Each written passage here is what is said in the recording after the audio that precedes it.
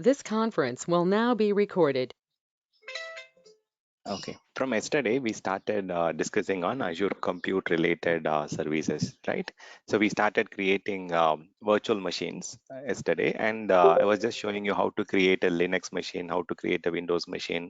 So see, if you are a beginner, okay, you don't have to really think too much about what are the different options here, and you don't have to get too much into the details for now. At least try to understand how to create or how to make the selections in the particular options here. Okay, go step by step. Okay, see, in general, as an administrator or if you are part of operations team, you will be getting to know that what options we need to choose in this particular menu. Okay, so based on their guidance, you will have to go and choose it and create it. But if you are a senior person, then whatever information that I'm sharing at a very high level or at a detailed level, those information are essential for you. Okay, but for a beginner, you just go and do hands-on work. Actually go and try and create a resource group, go and try and create a virtual machine, try to practice yourself, try to get familiar with the Azure portal. And you also have a session to attend tomorrow and day after, right? So that is a direct online session from Microsoft, and if you are attending it, you can start preparing for your Azure 900 exam, the fundamental exam, and we can try to complete it in the next couple of weeks so that you will get some confidence on the basic Azure and the core services. Okay, so our class here, we will be discussing a little more advanced topic although, but you don't have to really worry about those advanced information that I'm sharing. Okay, that being said, we'll continue with the session for today. And is my audio okay? Shall we continue? Yes, Sam. Yes, Okay, you're perfect. right. Yeah, thank you. So let's start with the important topic today. So here we have been seeing the basic option yesterday, right? We have to cover the remaining part. So we'll be discussing that as much as possible today. And in this screen, we already discussed how to create a resource group, how to properly name that resource group. And I've selected this resource group here, okay, which we have created yesterday. And I'll give it a name. For example, okay, um, for see why we are creating virtual machine is meant for a particular purpose. Okay, so we are creating a VM is nothing but a physical or virtual equivalent of a physical server, right? So this virtual machines will be created for a particular purpose, maybe like it is for a business application, or it might be for some kind of utility services. When I say utility services, the IT related, for example, the network DSCP, DNS, Active Directory. So these are all considered as utility services. So we'll be going and creating the virtual machine to run some workload on that. Okay, and based on the workload, we'll be going and choosing the instance family, right? So here, based on the workload category, okay, automatically the architect will know what to choose, and they will guide us which one to choose. So when it comes to instance family, okay, there are many different instance family that are available. So this particular topic is about how to go and choose the instance family as an architect, and also as an administrator, you just need to go and select the right option under the listing here. Okay, you have to go and select the specific option under the listing. See, if I go and look at all the sizes, there are many different sizes that are available. So in Azure platform, okay, we call this as stock keeping unit or SKU. SKU means what are the different sizes and all those stuff. Okay, we call it as stock keeping unit. What are the different stocks that are available, or what are the different sizes that are available in that particular region or location. Okay, so SKU means stock keeping unit, that is equally relevant to the size. Okay, when I say instance family will have an for example, for a particular business application, maybe if it is more memory intensive application, or if it is more transactional application, whether it needs a disk throughput, you'll have to go and choose the workload or instance family based on the workload category. Okay, when I say workload category, some application might need more memory, some application might need more storage capacity, some application might need very high network transfer speed. So based on the application requirement, we'll go and choose the particular instance family. So who will know the business requirement or the application requirement? Only the business owner or the customer will know what kind of application it is and what kind of performance it will demand. Okay, so we'll have to talk to them. We'll have to understand what exactly the application is going to do and what are the areas it will have a high intensity, whether it will have a high intensive requirement on memory side or network side or disk side. Based on that, we'll go and choose the instance family. In Azure platform, we have these different type of instance family. Okay, general purpose, we have compute optimized, we have memory optimized, we have got storage optimized, and we have got high performing options and GPU optimized. So these are the categories that are available. Sorry, we have got the graphics optimized, we have got the high performance compute HPC category, and we have got one more category which is called confidential compute. Okay, so in total we have got these 3, 6, 7 different types. So there are 7 different types of instance family that are available. So based on the workload category, we'll go and choose the particular type. So how do we understand the workload category? So see, for example, if you're new to IT, that is fine. But if you are, you need to understand, right? There are at a very high level, your applications can be either considered as a web server, or it can be considered as an application server or database server. So these are all some terms which you already understand, right? App server, database server, web server. So application will run your business application. Database can be your MySQL database or Oracle database or any relational database services. Web server can be anything like Apache or IIS, or there are many different web servers that are available. So these are all examples of workload category, or these are all examples of server role. Okay, so here based on the workload category, we can go and choose which particular instance family is suitable for our requirement. So the very first thing is, in some of the cases, the business owner, the customer will not know what kind of load this particular application will have. Okay, in such cases, that is the reason why we have general purpose. If we don't know whether it is going to be a very high CPU intensive application or whether it is going to be a very high network intensive application, if we don't know that upfront, we can start with general purpose. Okay, general purpose will have balanced amount of hardware resources. When I say balanced amount of hardware resources, I'm referring to the CPU, memory, and all those stuff. Okay, CPU, memory, and these things will be in balanced. It will be basic. It will be entry level. So the general purpose category will start with A as a instance series. Okay, so if you look at here, each of the virtual machine will have a series number. Okay, it will have A series. It will have.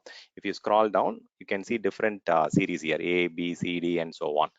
So the very basic model or a very basic series of virtual machine is A series virtual machine. That is the entry level virtual machine, we can say. Okay, so entry level virtual machine is A. Maybe like I'll do this way. Okay, this is entry level. Okay, and we also have the B series. B series is referring to balanced or bursting or baseline. It is the baseline model, or it is the balanced model. You can call it as balanced model, or it can be baseline, or you can call it as burstable model. The reason we call it as burstable model, you can start with the minimal size. For example, you can go and choose 2 CPU and 14 GB of memory, and you can go and increase it at a later time. So most of them are burstable. So you can go and select the basic thing, and you can go and choose the higher category. Okay, so you can, this is baseline. And even there is one more category called D category. Okay, so A, B, and D are belonging to general purpose. So what are the example use cases that we can use this general purpose? If the business owner does not know what kind of intensivity or what kind of intensity the particular application will have, we can go and suggest the general purpose. Or else, if you have non-critical application, or if you have development or test servers, or if you are doing some proof of concept, or if you are doing some proof of value, these are all testing and development stage. systems. Okay, you can use the general purpose. Also, if you have any kind of low traffic web servers, or if you have very small database servers, or if you are going and creating some repository for storing your code, your application data, or if you want to store something very small, then you can start with general purpose. Okay, general purpose, the price will be very, very minimal. Okay, it will start with maybe I would say 300 Indian rupees per month. Okay, and if you go for compute optimized, so generally if you think about compute optimized, there will be very high CPU utilization on network related appliances. So see, when there are a lot of network activity happening on your machine, what will happen? There will be very high CPU consumption. So have you ever seen your mobile? See, if you are doing a lot of download, or if there is a lot of streaming happening in the network, your CPU will start getting heated. You have seen that, right? In your mobile also it will happen, even in your laptop or any IT devices. So when there is a lot of network related transaction, or when there is a lot of streaming or batch processing happening, if you are doing a lot of file transfer, or if you're doing a lot of scheduled activity, the CPU will get used very heavily, and it will become into heating state. So that itself will clarify. So any network heavy appliances or any network related machines, you can go and choose the compute optimized. Even any batch processing work, or if you are going to run some medium size web server or app server, or small size or medium size database server, you can go and choose the compute optimized. If your traffic is very medium, then you can choose the compute optimized category. But why we need to go and choose compute optimized? There should be something different from general purpose, right? So in compute optimized, Microsoft will go and use a processor called Intel Skylake processor, which is a very good CPU processor, which can give you very good compute power. Okay, so the systems that we are going to run, it will demand more compute capacity. In such cases, Microsoft on the back end, they will use this Intel Skylake processors, and they will also enable max performance on the BIOS, or a max performance on the processing, actually max performance, turbo boosting. So these are all hardware related technologies that are available for your CPU, hyper threading and so on. So this can boost your CPU usage. So these things are by default enabled on the compute optimized hardware. If you ask me the pricing for the compute optimized, it can start with maybe 2000 Indian rupees per month. Okay, so here in compute optimized, you will have more CPU for each of your memory, or you will have more CPU ratio compared to memory. See, in any of the hardware, you will not have a lot of CPU and very less memory. Definitely, there should be a proper ratio. So here, what I'm saying is there will be more CPU ratio compared to memory. So if you're talking about memory optimized, let me show you here in graphical console. So if you go here, you have this. I'll group it by series. Okay, that's fine. It's already there, grouping.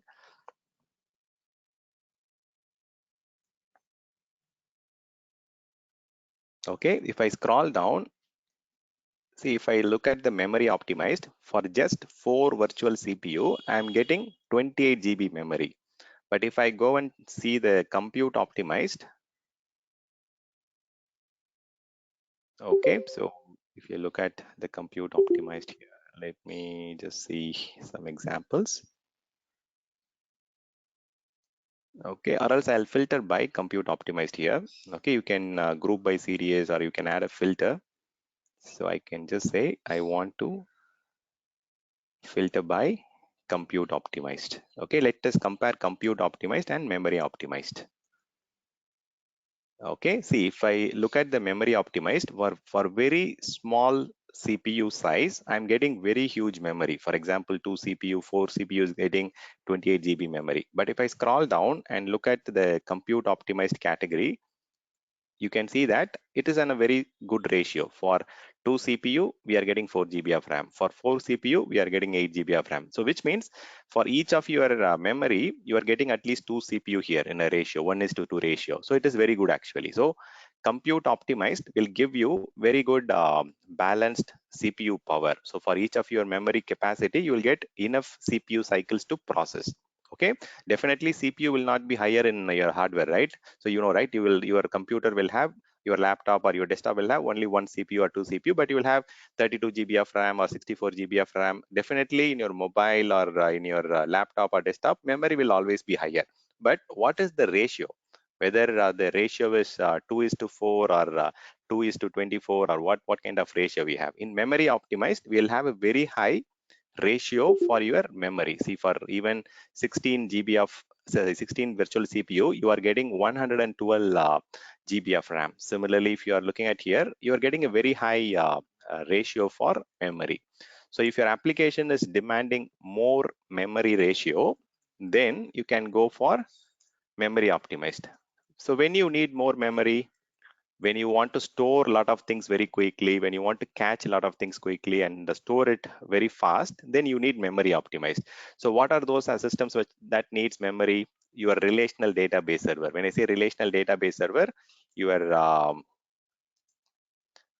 Microsoft SQL or MySQL, PostgreSQL, Oracle database. So all these databases are consuming more memory against each of the CPU. So if you want to run relational database server, definitely you need to go and choose the compute optimized category. That is the most optimal one for your relational database servers. And even any other roles like data lake servers or some SQL hackathon servers. So these servers, you can close your eyes and you can go and create the memory optimized systems. So for SAP, I'll add one more important point for SAP shortly. But here for compute optimized, what is the series that you are seeing? For compute optimized, we generally see F series mostly. Okay, just let me show you that. So you can see that for compute optimized, we mostly have F series VM. So compute optimized will be mostly F series.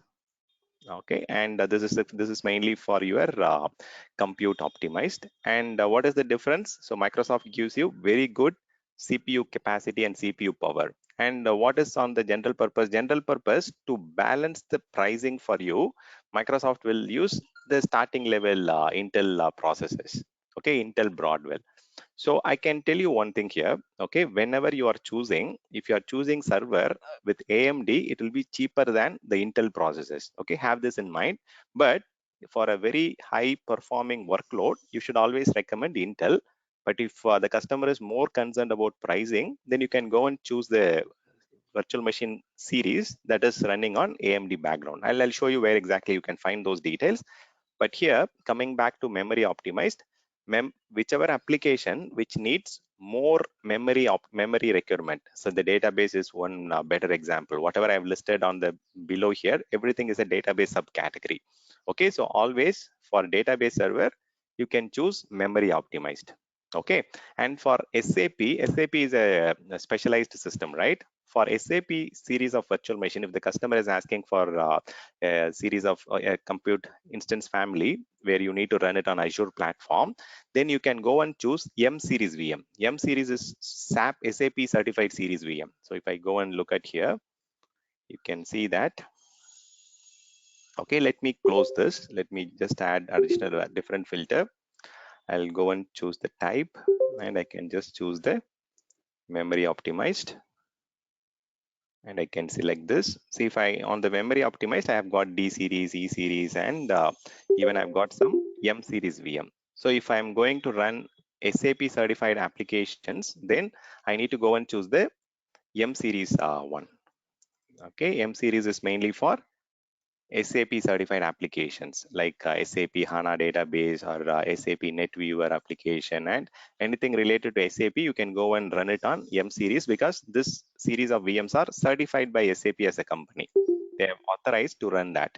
So what they will use on the memory optimized server hardware is mainly purpose built for catching a lot of data, doing a lot of in-memory analytics and so on. Okay, so these systems will need to store a lot of data. So large caching is requirement, and there is a lot of in-memory analytics that will run on the backend to provide you the record performance. So you are very concerned about the memory. So memory, they will use latest technology like the DDR4, and in the memory technology, they will be using very good memory technology, and The processor side, they will use the basic processor, Intel Broadwell. Intel Broadwell is used in general purpose as well as in memory optimized to balance the pricing. See, if I look at the pricing here, the pricing for memory optimized will start somewhere around, let me see. Okay, it should be somewhere around 10,000 or 15,000. Okay, it is very high cost when it comes to memory optimized. Next category is storage optimized.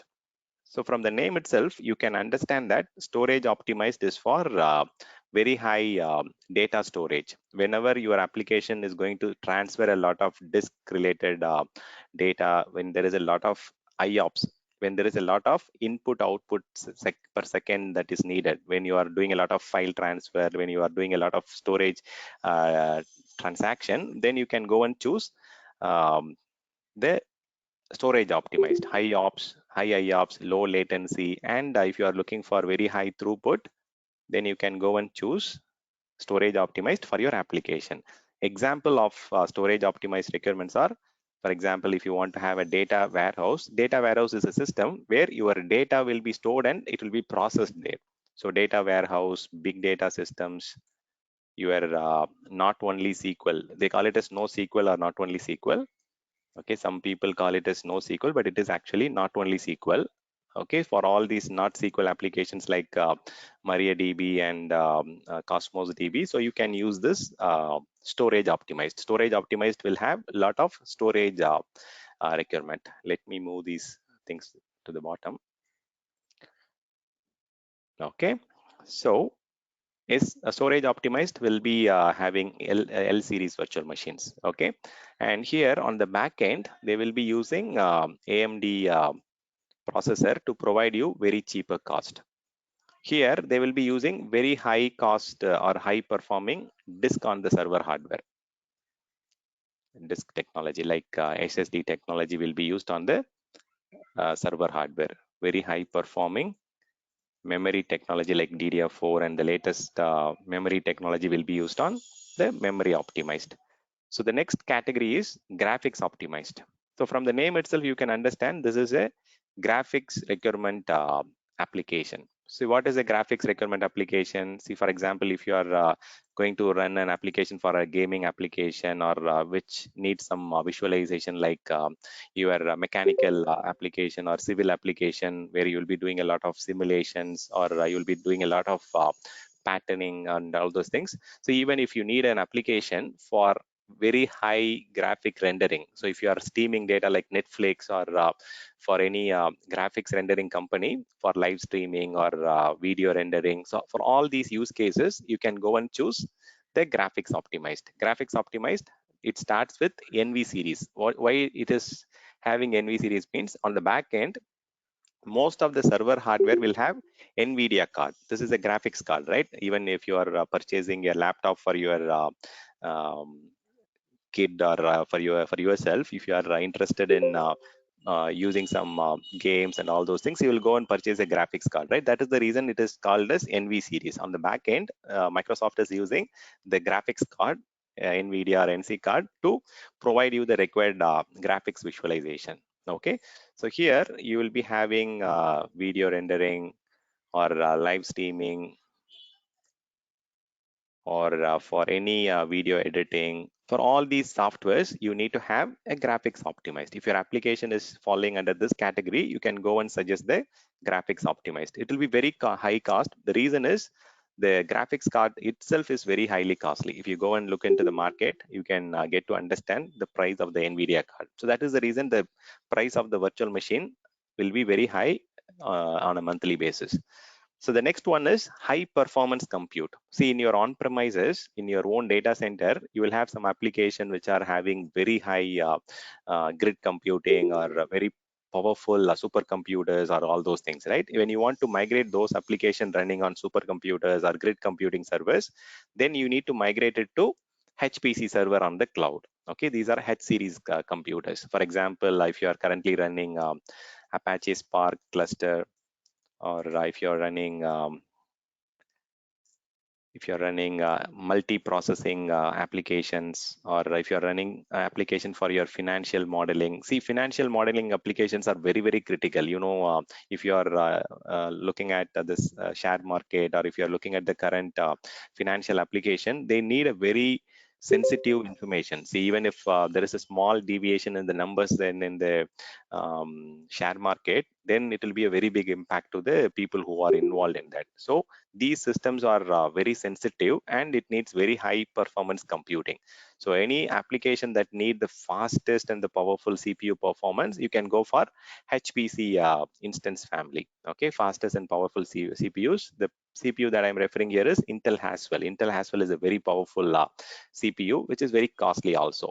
And even they also use other technologies like relative direct memory access technology on your hardware to quickly perform the computing activities. Okay, any application that you have been running on your on-premises in like supercomputer, or if you're running it in grid computers. Okay, so all these workload on your on-premises can be migrated to high performance computing application virtual machine in the Azure platform. Okay, so it can be financial modeling, multi-processing, even see, you might have seen weather pattern or weather simulation, right? It will change very quickly, and it has to cover the entire globe. Satellite will have to cover a large thing. Okay, for all those things like weather modeling or weather learning, because it will have heavy data. Okay, it has to learn very huge amount of data, and it has to show you the visualization on how the cyclone is moving, or how the weather is going to change. In European countries, people are very highly dependent on weather. See, countries like India, it is having a different terrain, and the weather cannot be predicted as good as the European countries. But in other countries, Europe and South America, we can predict the weather very quickly. So in order to predict those, the application needs very high performance computing. Okay, so any seismic modeling, or any kind of weather modeling, or even in your chemical laboratories. Okay, so there will be a lot of protein manifolding, or even in your protein folding simulation. So why I'm sharing this much of data? So if someone from the customer side, they say, I want to use this application for weather modeling or chemical labs, so you can suggest you need to go for high performance compute. If they are saying I need a server for running my big data, then you can suggest storage optimized. If they are asking for a server where they are going to run database, then you can suggest memory optimized. So I'm giving you some insight based on the common use cases. So based on these use cases, you can go and suggest them which instance family is better for their business requirement. Okay, the very last thing is confidential compute. So from the name itself, it is confidential, right? If you are talking about financial application, or if you are talking about healthcare application, or if you are talking about application which are having a very high sensitivity, so you can go and choose the confidential compute. Confidential compute is mainly for data safeguarding. If you want to safeguard your application's data, you can go and run it on confidential compute. How Microsoft is giving you that confidentiality? So they are using couple of technologies on the hardware. One is trusted platform module and trusted execution environment. So these two technologies will be enabled on the hardware where you are running the confidential application. In confidential compute hardware in the Azure data center, they will be enabling the trusted platform module on the hardware, as well as the trusted execution environment on the hardware. So when they enable it, the chances of the attack at the firmware level, or at the driver level, or any malware impact will be very, very minimal. There is very less chances of your systems getting your data getting affected. Okay, so based on the customer requirement, so you can go and choose which series will be better for them. So as an architect, for you, it is important to understand all these category. Okay, any questions from anyone on this particular important topic?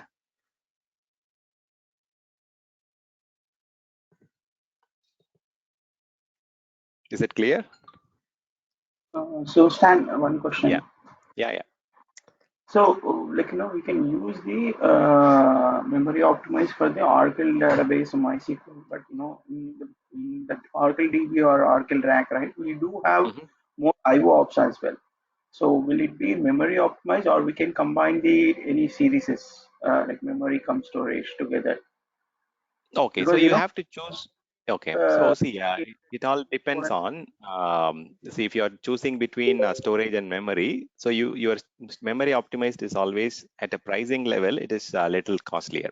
So customers will say like which one is cheaper. Okay, see, they will also look at the economy also, right? See here, the general purpose gives you the most economical VM. Okay, so which means like the pricing is very, very less. But if you go to the higher series like memory and all those things, the pricing starts at a very larger level. So if your application is demanding more IOPS and memory, then I would suggest to go with memory optimized, because like you are demanding both of them.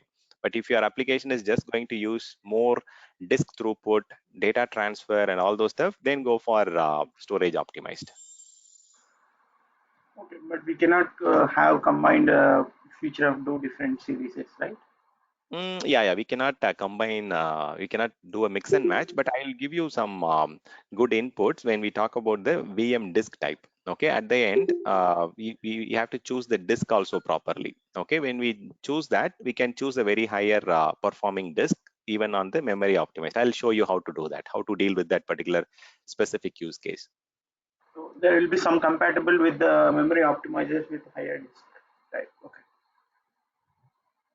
Yeah. So see, even for memory optimized, you can go and choose a very highly performing disk so that you get the better performance. See, comparing the other category, for example, comparing your compute optimized or general purpose optimized, memory optimized will have 4 times more SSD storage. SSD means state drive, right? These are all flash technology drives. Okay, solid state drives will be used so that you get very high performance. Okay, even for half a TB of RAM, you will get at least 4 times higher SSD disk, so that any parallel computational requirement or a parallel memory requirement can be satisfied. Okay, so see, I mean, these are all architectural stuff, right? So just try to understand at a very high level in your organization, if you are just going to go and choose the specific type, then already the architect who has designed it might have already chosen all these things. Okay, but you can ask him why he has chosen this, I mean, why he did not choose the other option, and we can cross question them if you understand little more detail. Yeah, understood. Okay, perfect. Okay, I hope that people are clear with this discussion. I'll just go and just close this. Okay, and few more important consideration you need to make when you're going and suggesting the instance family. Number one, always go for the latest generation. The latest generation will give you much better performance, much better security benefits, and balanced everything will be balanced state. And again, you have to check the particular instance type, whether the quota is going to expire, or whether that particular model is going to expire, or whether it is a new version. See, always there will be a version number here, so always go for the latest version of instance family. Okay, the lower version might be slightly cheaper, but the performance might not be up to the mark. So always go for the latest generation. Latest generation is what will be the fit for purpose, as well as the costing also will be somewhat cheaper compared to the old generation.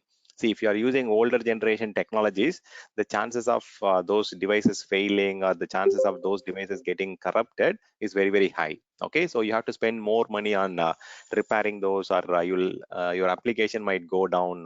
So running cost will be very high for the old generation devices, whereas the initial cost might be cheaper. Okay, but always comparatively on an average, costing is better on the latest generation.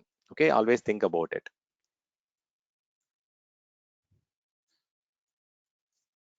Okay, so some people have this wrong assumption. Okay, so they will go and buy something old, but maintaining that old stuff is always costly. See, if you're buying a new car, okay, the maintenance for the first few years, you don't have to pay anything on the maintenance because you have purchased a new one.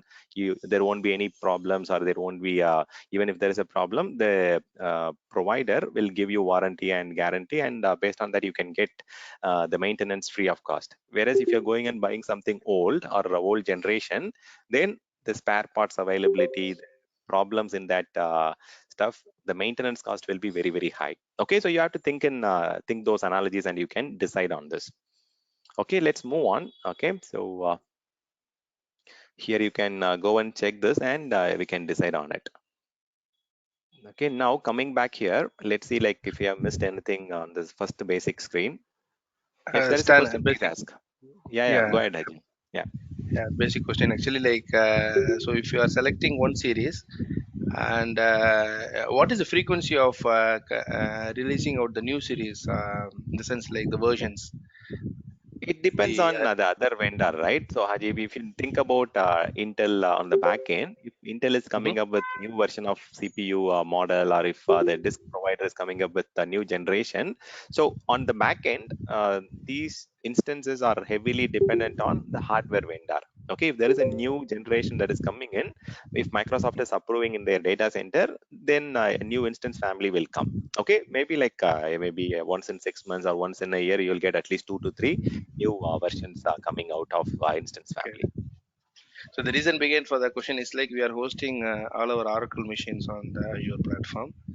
At Okay. if they are releasing new versions, like we need to migrate our databases, like moving or upgrade it to the new versions frequently. Okay. Like that is No, a question. not required. See, if your application is stable, and if your application is getting the required performance, then you don't have to change it. Okay, you don't have to touch it very frequently. But if you get, I mean, again, the Oracle database availability is very important for your business application, right? If you get some maintenance window, then you can suggest to the customer that there is a new generation that is available, and you can highlight it. See, for example, with your experience, you might have seen all these things, right? So Microsoft is coming up with a new operating system every 2 years or 3 years, but whether we are upgrading it every year or every 3 years, no, right? We are still having machines running Windows 2008 R2. We are still having machines running on Windows 2012. Currently we already have Windows 2022 operating system.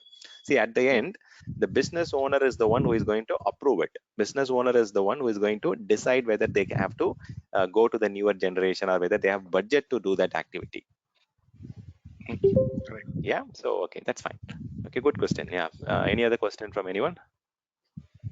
Thank you, Stan. Stanley, I have a couple of questions regarding the Yes, hardware Emmanuel. thing. Mhm, So let's say like we have few VMs running in I mean the hardware whatever that we've chosen, but mhm, let's say after a few years the hardware comes to UL end of life, right? So in that mhm. case the hardware will be replaced by the I mean the owner itself, like no, so Microsoft that they will plan to replace the hardware. So in that case, you were mentioning about that confidentially, right? So in that case, in the hard disk and all, whatever data for whatever service that we have put in. So Mhm. how about that hardware? I mean, the hard disk will be degaussed and then they will decommission it, or how would that will be? Any MSA on that particular part? Okay, so Emmanuel, see that the changes in the hardware technology, definitely Microsoft will do it in once in 3 years or 5 years based on their criteria. See, if you look at your data center, generally how frequently you purchase new hardware, maybe like once in 5 years, or once in maybe 4 to 5 years, you will refresh your hardware. All right, because like you cannot go and change your hardware every 3 years just because there is a newer technology. So there will be a rolling wave of changing the hardware. But when Microsoft is going to change their hardware technology in their data center, they will send you the planned scheduled maintenance work or task.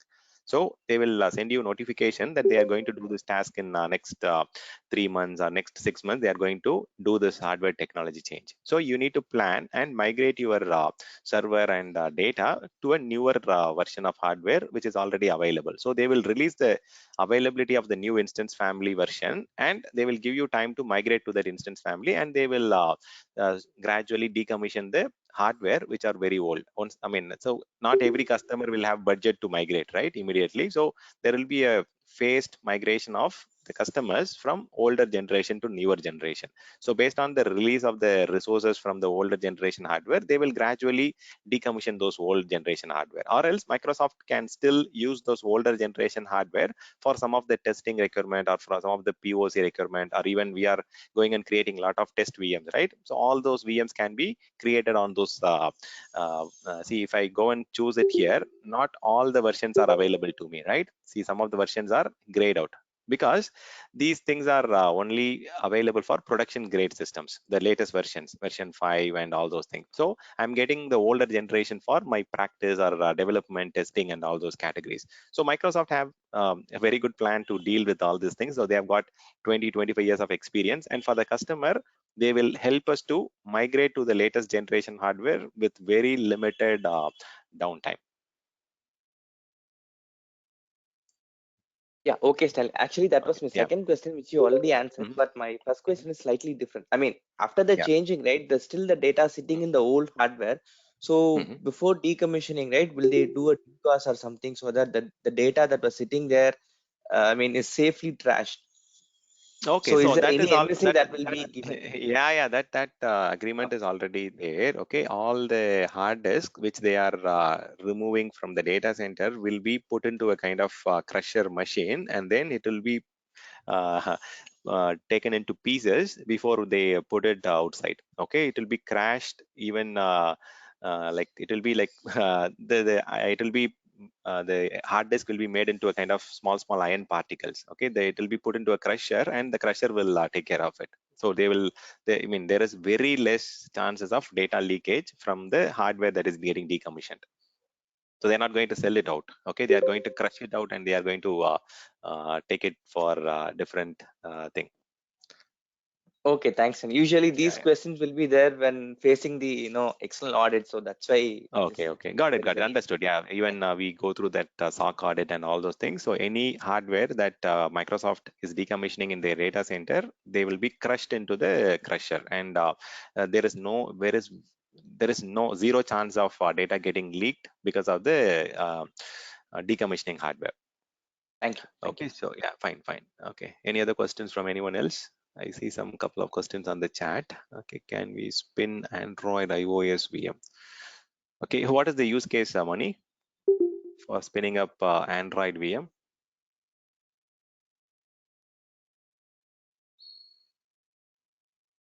Okay, I'll check that bit. I mean, I've not seen such use cases, but yeah, if in case there is, I'll let you know.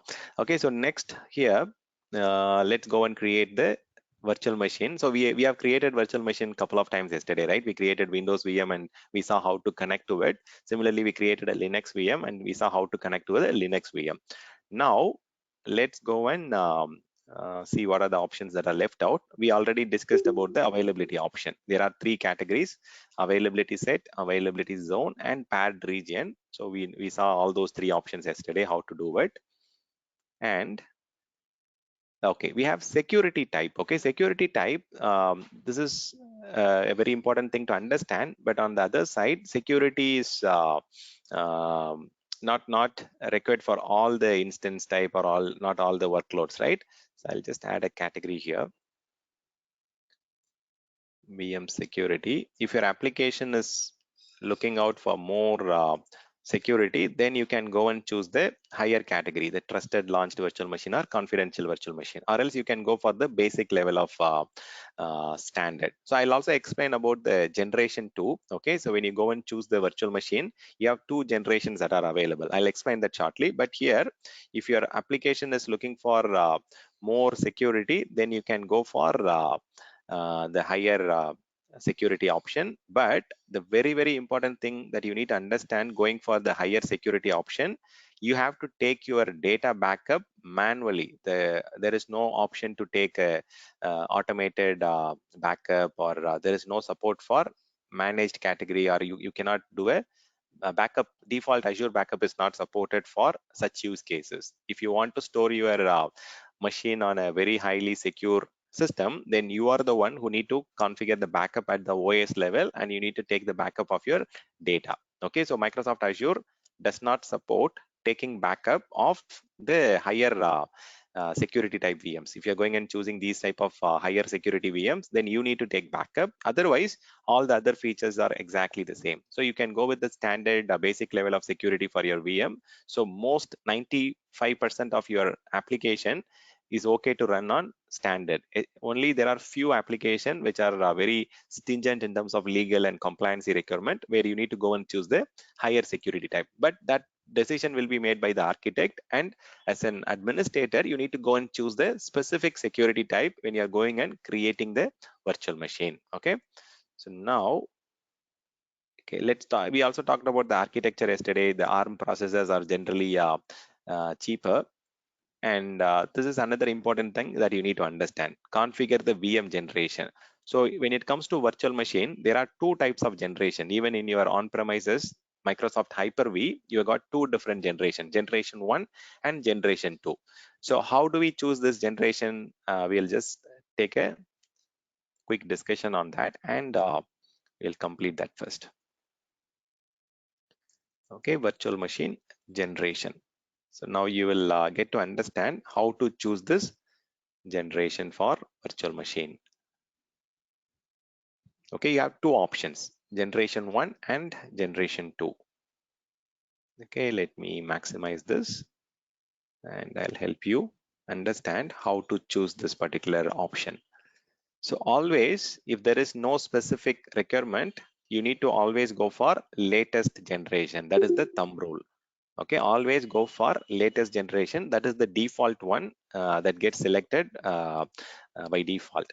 And very first thing you need to understand, there is no option to change the generation after the VM is created.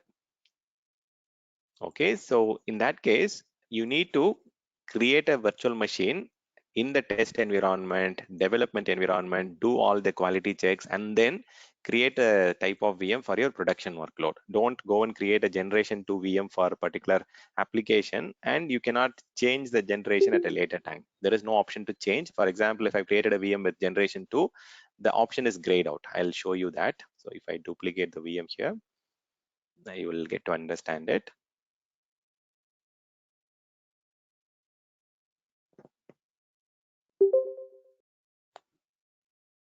Again, this is an architectural topic, okay, but you need to understand this at least to some extent. Okay, if I go to the existing VM that is running, okay, if I go to the overview section, okay, and if I scroll down, or else like if you see here, these are all options which cannot be changed. And even on the properties, if I go to the generation of the virtual machine, I can see that the virtual machine generation is currently version 2. So if I want to change it to version 1, there is no configuration option. There is no room for changing it.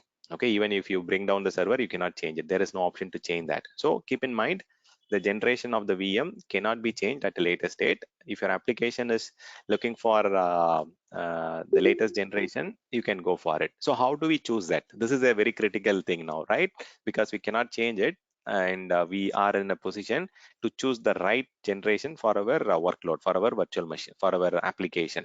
So when we go for generation 2, so when we need very good performance, very high performance or increased performance, I will not say high performance, when you get a better performance or increased performance, then you can go for generation 2 virtual machine. Then in the second category, if you want to have virtual machines with very high memory size, you can go for generation 2 virtual machine.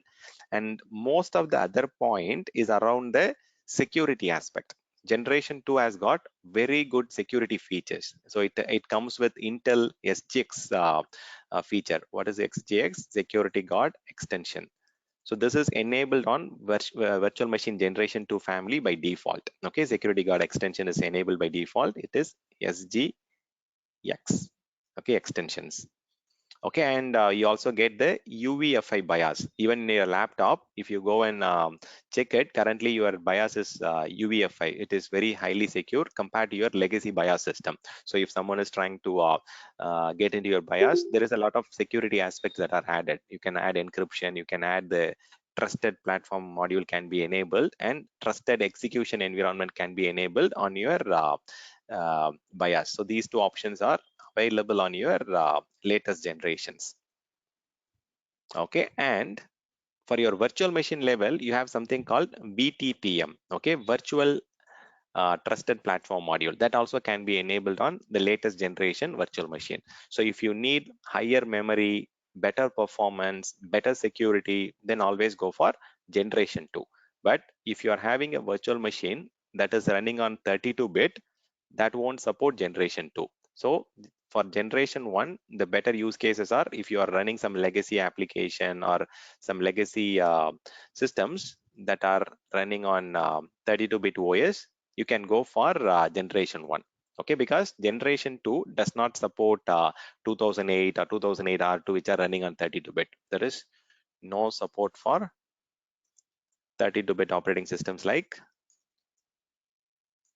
Windows 2008 and the older Linux flavors, all those stuff. Okay, so if your application is running on those older operating system, 32-bit operating system, you have to go with generation 1 only. Okay, so if you ask me if there is a price difference between generation 1 and generation 2, there is not much difference. There is not much price difference. So you can tell to the customer that there is not much price difference between the two generations, and in fact you get a lot of better security, better performance at the same cost. So you can always go and prefer the generation 2. Okay, so next important thing, I talked about the increased memory, right? Even there is few more things. There is a large boot volume also that is supported. If there are some application where you need to have a very big size of boot volume, for example, the generation 1, it supports only maximum of 4 terabytes of or like I think only 2 terabytes, I feel. Okay, if you enable that what is that master boot record option, it supports only 2 TB. If you're going for the latest GUID partition table GPT, then it supports up to a little more size. But in generation 1, just think in your mind, the maximum boot volume size can be only 2 terabyte. But whereas if you're going for generation 2, you get very high capacity, like 64 terabyte is supported for your virtual machine boot volume in generation 2. So that is another good thing. And even when you're going for generation 2, you get a lot of additional stuffs like network adapter. Network adapter type will be latest synthetic adapter, which gives you very good network throughput and network performance. Whereas in the generation 1, you get legacy network adapter, which will not be as performant as the new one. Okay, so the next one, in the network level, if you are going for generation 2, you can boot your operating system, or you can do a network boot using both IP version 4 and IP version 6. With generation 1, you can only do booting using IP version 4. That is another important thing. So generation 2 gives you better performance, better memory, large boot volume, good security features. Even it gives you secure boot option. So when your operating system is booting on the virtual machine, there is zero chance, I mean, I'll say not zero chance, there is very less chance of unauthorized access, or because the secure boot option will prevent any unauthorized access attempt. Okay, it is not just on the memory alone, so not on the VM alone, even on the firmware level, OS level, on the driver level, there cannot be any changes that could be made. So secure boot is enabled by default for your generation 2. So this gives you very good booting experience in your generation 2 virtual machine. So always suggest the customer to go for generation 2, because it gives you secure deployment and secure protection for your data, and the keys that you are using when you are logging in, the certificate if you are using when logging in, all these are very highly protected. And there is one more sub component in your secure boot called trusted launch. Okay, trusted launch is part of your secure boot. So it protects against advanced and any kind of persistent attack techniques. So there is no chance of that sophisticated threat cannot attack your VM. Okay, so with that said, I think generation 2 is much better for any workload that needs very good performance, security, and all those aspects. And on the disk level, okay, there were two technologies that were there in the disk level. So we talked about BIOS. Okay, on the BIOS we have UEFI and we have legacy BIOS, right? In the generation 1 they use the legacy BIOS, and in generation 1 they use the legacy drive technology, the IDE.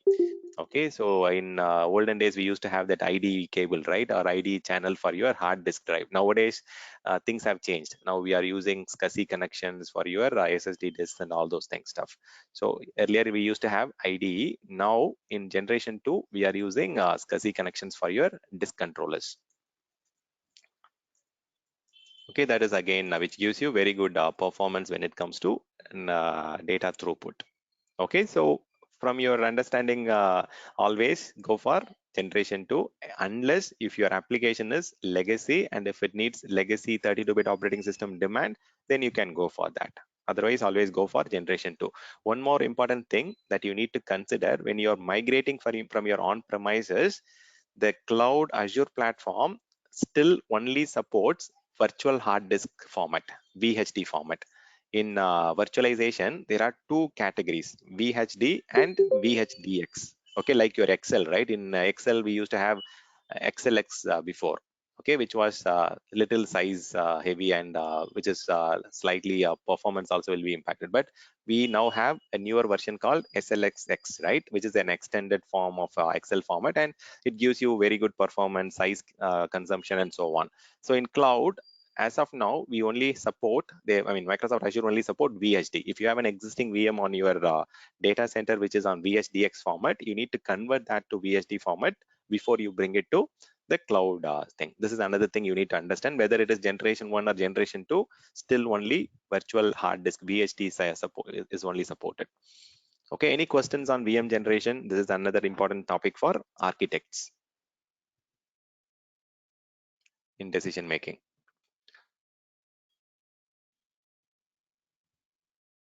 Okay, if you are good there, let us go and check what are the other options we can discuss.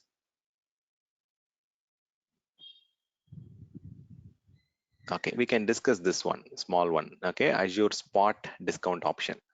Okay, when you go and purchase the virtual machine, Microsoft gives you a very different option called VM Spot instance. Virtual machine Spot instance, Azure Spot instance. I'll explain what it is. Okay, Azure Spot instance. Any guess on that? Have you heard about the Spot instance before? I should also give chance to you guys to speak, right? So it's not just listening. Any idea? Any guess? Is it a spot instance available for you to use, like on spot availability of the space? Okay, see, everything is on demand. Okay, on demand is different. Spot is okay. So spot is slightly confusing when it comes to dictionary meaning, right? So do we have? Okay, so I'll like explain the money's question later. But yeah, so spot instance is actually in all the data centers in the cloud providers location. Most of the data centers are very huge, right? They have very high capacity in the data center. When it comes to disk or server or storage or network, very high capacity is available in all the cloud data centers. So which means there is always room for unused capacity. Okay, and if they have unused capacity in their cloud data center, are they making revenue out of it? No, right? So there is no revenue on the unused capacity for the cloud provider on the unused capacity. So what they can do, Microsoft, not just Microsoft, even we have the Azure, similar spot option in AWS. So this is mainly for on a very high level for giving us discounted rates. Okay, simple answer. So here, let me just give you the information. So Microsoft Azure, Microsoft offers unused Azure capacity at a discounted price, okay, or at a discounted rate or a price versus your on demand or the pay as you go option. Okay, so this is a option that you can use for running your very less critical workload. So if you want to take advantage of the unused capacity, you can go and run your virtual machine as a spot instance. You can select this, but here there are two options that they are giving. Okay, so capacity only or price and capacity. Okay, let me just wrap it. See, if you look at the capacity only, your virtual machine, if okay, let me just write it here first. Okay, this one, your virtual machine will be evicted. Okay, there is a very high risk in running your virtual machine as a spot instance. So because your spot instance is only for less critical workloads. Okay, or less critical workload, or you can use it for development or test machines or test workload. Okay, the reason I say that you should not use it for a very highly critical application, Microsoft Azure will go and terminate those instances or evict those instances if the usage on the data center is increasing. For example, if there are a couple of new customers who are creating thousands of VM and they are taking most of the capacity, if the unused capacity is coming less, okay, so there is a pricing concept. Okay, Microsoft will give a bid value. So for each of the virtual machine instance type, there will be a bid value. For example, if Microsoft is saying 0.5 USD for a particular instance, then if you're going for the spot instance, you need to do a bidding. Okay, so in that bidding, you can just go and say, I'm just going to give $0.8 for that instance. Okay, whereas the actual cost of that pay-as-you-go model or the on-demand pricing will be somewhere around $2 or something like that. So you get a very significant cost saving, more than 100% cost saving you'll get in spot instance. But if the usage of the data center is increasing, Microsoft will go and change the bidding value. If they are changing it to 0.7 USD, then your instance will not be impacted because you have given 0.8 USD and your instances will still continue to run because the bidding value of Microsoft is still lower than what you have bid. But if you take a use case, if you have did a very aggressive bidding like 0.55 or if you're given 0.6, if Microsoft has increased the bid value of that virtual machine category in that data center, your instance will get evicted. Your instance will get terminated. Okay, there is a eviction policy. If the bid value of the Microsoft instance type goes higher than your bid value, automatically the virtual machine will get unallocated. Okay, Azure will unallocate your virtual machine. So there is a very high risk. There is no SLA for your spot instance. That is very, very important. Even if some data goes wrong or if there is some corruption, there is no SLA for these kind of VM. But whether we are still using these kind of stuffs on our real time, yes, we are using it for development and test cases, less critical workload. And if you have 10 VMs running on for an application, some architect, they are using it in a mixed model. So 6 VMs, they will be running it on pay as you go. Remaining 4 VMs, they will be running it on spot instance so that they get very good competitive pricing. Okay, so that they get very good performance because you have 10 VMs providing service for your customers, but you get it for a very less cheaper price. For in a cost of 7 VM cost, you get to run 10 VMs in your Azure in the Azure data center. Okay, so there are some use cases you can run for batch processing. Only batch processing will run only when there is a requirement, right? For these kind of servers or machine, you can definitely use spot instances. And when you're running some large compute workload, you can have a mix and match of instances on demand and spot instance category. So Microsoft gives you only 30 seconds notice before eviction. So you cannot do anything. You cannot take backup or you cannot take snapshot. So always continuously take backup of your machine or take snapshot of your machine so that you have option to go and roll back if in case of any accidental eviction from Microsoft. Okay, so there are certain categories of virtual machine that are not supported in spot instance. For example, if I'm going and selecting spot instance, some of the categories like B series and some of the series will not be supported. See, if you look at here, some series of virtual machine are not supported. So you need to keep that in mind. For example, B series and some DV2 series, NV series are not supported for Spot instances. Some instance size of family. Okay, like BV series, B series, like DV2 series, or the NVIDIA series.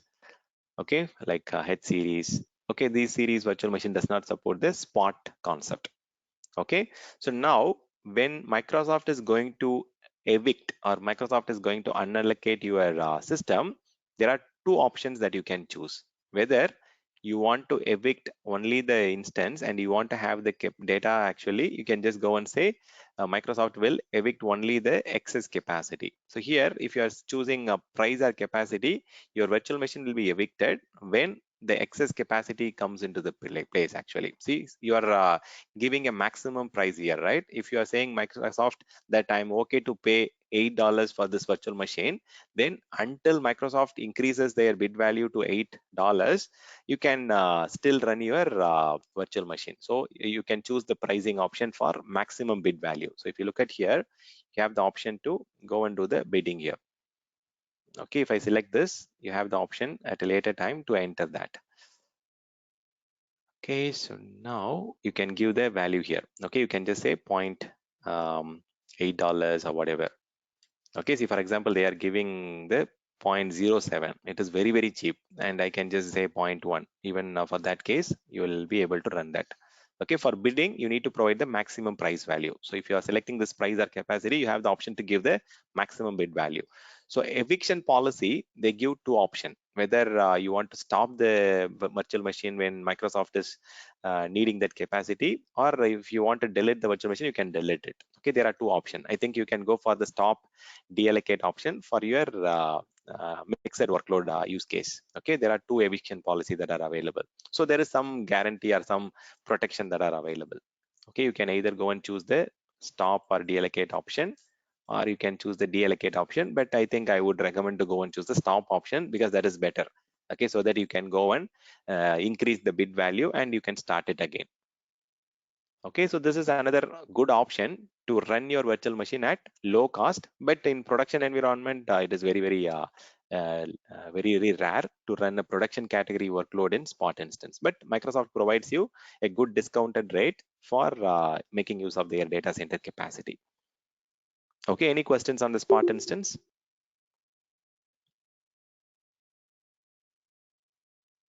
Okay, if no, then let's see if we have anything else to cover on this slide. Okay, we are good here. Okay, let me check the running VM if we can cover something on the running VM. Okay. Okay, we have a lot of things to cover in this screen. Okay, I'll cover some more things. Let me check. Now, I think we can move on. We can move on to the next screen here, which is on what basis Microsoft will increase the bidding. So I told you, right? When the data center is heavily used, for example, if Microsoft is onboarding two big Fortune 100 customers, then there is a lot of migration workloads coming in. Okay, and automatically the unused capacity will start gradually getting down. So in such cases, Microsoft has to increase their bid value rate so that they can discontinue the customers who are using the unused capacity for lower bidding rate. So only when when there is a huge inclination in usage, then the bid value will get changed. Otherwise, the bid value will still remain the same. Okay, now we can just discuss how to choose the disk type. Okay, before that, I'll share one more thing. Yesterday, Uma and one more person was asking about the uh, pricing, right? So when there is a different state and how we deal with that. See, when you are running your virtual machine, the virtual machine can be in different state. Okay, running state, starting state, and all those stuff. Okay, there are few options like this. Okay, so when your virtual machine is created, it can be in creating state. Okay, until it is created, it will be in creating state. Then it goes to starting state. Then it will go to running state. After it goes to running state, when you want to stop it, you can it will come to stopping state and it will stop. Okay, similarly, it will go to deallocating state and it will go to deallocated. Okay, sometimes your virtual machine might be in stopping state for a very long time. If there is a running process, even when you restart your laptop, yes, if some application is blocking your machine to get restarted, it will be in stopping state for very long time, right? So some people will go and argue for billing in such cases. Okay, so I'll just explain these power state. So these are all called power state, right? So creating,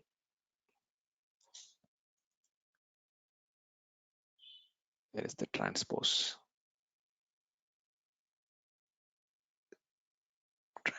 Okay, creating, stopping.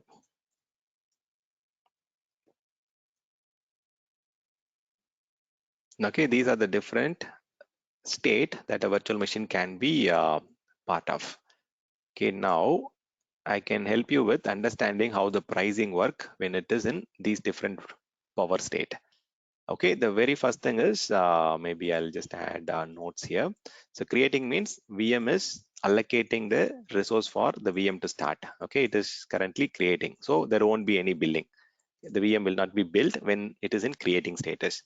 When the virtual machine is powering on, it will be built actually. Even when it is starting, it will be built. Okay, creating is different, starting is different. Creating is first time VM allocation of CPU memory and it is creating the new resource category. Starting means virtual machine is already created and is powering up.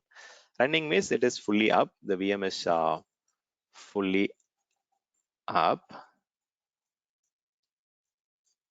and you have to build for this. Okay, stopping state, virtual machine is in transition between running and stopped, right? So which means this will also be built. There is no exception for that. When the virtual machine is stopped, okay, this is where it get little trickier. Okay, stopped means the virtual machine is stopped, but still the virtual machine's state is still observed or preserved there.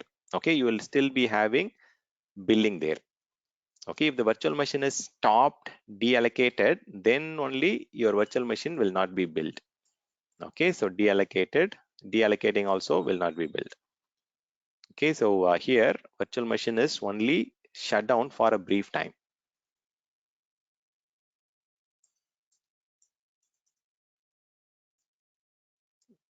Okay, this is called powered off state, right?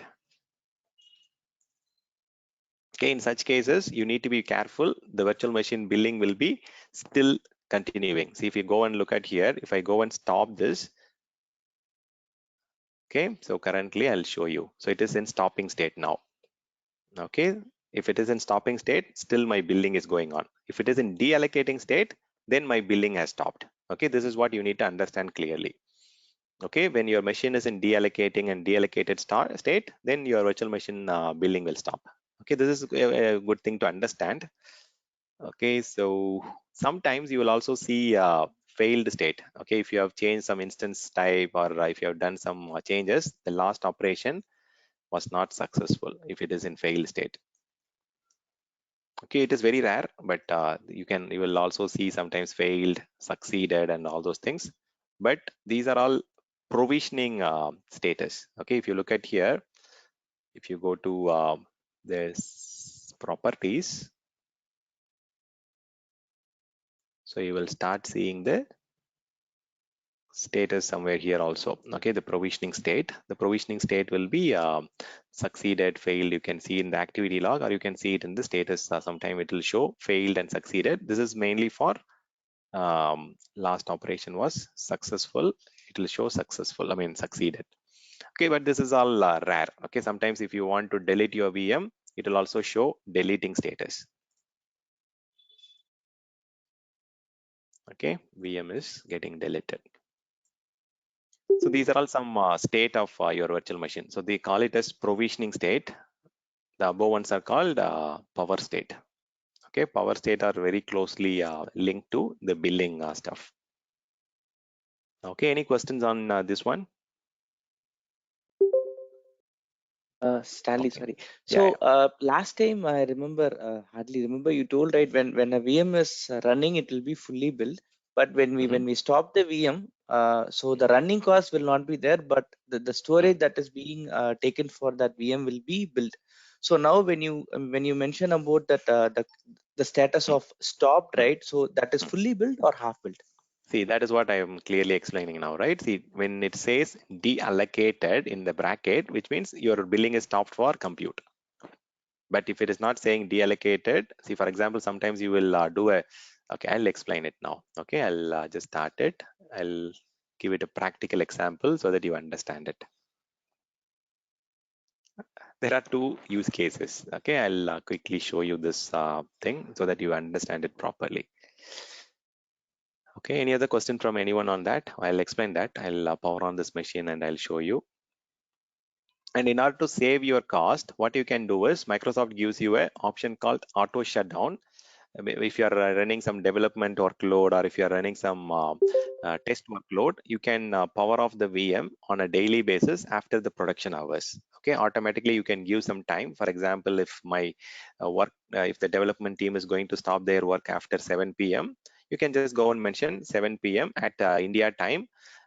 This machine will automatically get shut down. You can also send a notification to the particular team or particular website or a webhook URL that this machine is going for maintenance or it is going to get down. You can also do an auto shutdown to save a lot of cost there. That option is also there. Okay, this is only good for non-production systems. For development or test systems, if the development team is not going to use that during their non-business hours, you can do auto shutdown. Even if it is shut down, it will not be delocated, right? It will still get hit, Correct. right?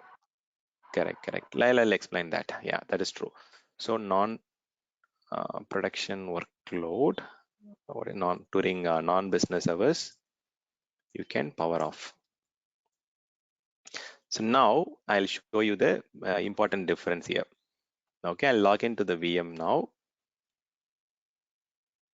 Okay, it is still the virtual machine is starting with the agent, but that's fine. I'll try to log in.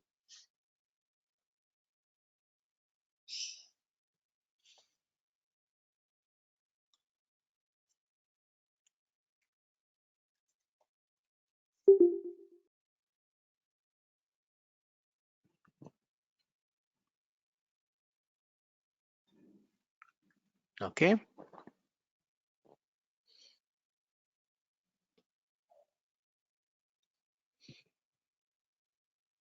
So Emmanuel, this is where you need to understand clearly. Most of the support team, most of the operations team, they will, some of them will not have access to the Azure portal, right? So if you want to, if you tell them to power off the VM, what they will do, they will go and shut down the VM or they will do the auto shutdown, right? So now I have powered off the shut down the VM as per my understanding on the OS level, not on the VM level. Okay, VM level is different, OS level is different. Now, if I refresh it here, the machine is only stopped. Okay, so if you are doing a power off at the OS level, then it will only shut down the OS, not the VM. When you do the VM shutdown, then it will become deallocated. Is it clear now? Yeah, okay, Stanley. Yeah, no, this is Yeah. what. So when the OS is stopped, right? I mean the from the OS level when it is stopped. So will that be built only for the storage, whatever that was previously Yeah, that the storage will particular be VM? no So no no it's no like no more no like no no half built or something. again you are confusing. Okay, so yesterday I told when you are shutting down the VM, then there is no bill for compute, only there is billing for storage. Okay, but if you are bringing down the OS, okay, you will be still billed for both compute and storage. Okay, Yeah, thank you. only when you do the VM shutdown, then the billing will stop for stopped for compute and you will still be having bill for storage, the What disk is the data. difference between OS shutdown or VM shutdown? Both in the case it will be like power off only, right? the VM? No. So see, power off is okay. See, OS, you are bringing down the OS, but you have not deallocated the CPU and memory from the hypervisor. You have not released the usage of CPU and memory from hypervisor. When I say hypervisor, the virtualization OS. But if you are just bringing down the OS shutdown, it will it will power off, but your memory state will still be preserved on the virtualization layer. So you have some vmem files and some virtual machine state files, right? That will still be preserved. Okay, there's a difference at the hypervisor layer, and that's the reason Microsoft will continue to bill you for having that power state preservation and the memory state preservation. Okay, don't get too detailed. Okay, but on a very high level, just understand. If you are just doing stop, if your VM is in stop state, you are still built for your virtual machine. That is important thing you need to understand. But Now, if you this might be important during when we sometimes we need to power cycle. So we can either we have to shut down the OS level or the VM level. That something we need to much more aware. Or sometimes people expect to do an OS level, we might mistakenly do the VM shutdown, right? So just wanted to understand what type of power recycles when we do so that in this chip. yeah. So deallocate means your CPU memory is getting deallocated from your hardware. Okay, so it is not preserving your see, when you do a again, if you are powering it on, maybe there are chances that your machine will get powered on a separate hardware also, or a different Azure hardware also. But if you are stopping and starting it, it will definitely remain on the same OS, I mean same physical hardware. That is another thing you can make a note of here. Understood. Understood. Yeah. Okay. Okay, any other question from anyone on the first set of topics? VM instance family, choosing VM instance family. This is very, very important. How to choose VM generation, equally important. Okay, good to know the spot instance category. Okay, so good to know the options on virtual machine security, and these are also good options to know when it comes to pricing, because when you're talking to customer, they will question you why. I mean, you have stopped the VM for 10 days, but still I'm getting billed. You need to explain them clearly. Okay, even you have to write an email to them clearly that we are just stopping the VM, which means you are still continuing to get billed. Whether you want us to go and deallocate the VM so that there is no okay, so you have to just highlight them. These are the very important factors. Otherwise, like then your lead or your manager will come and ask you why you did not inform them upfront. Okay, these are all some of the important learning that you need to be clear about.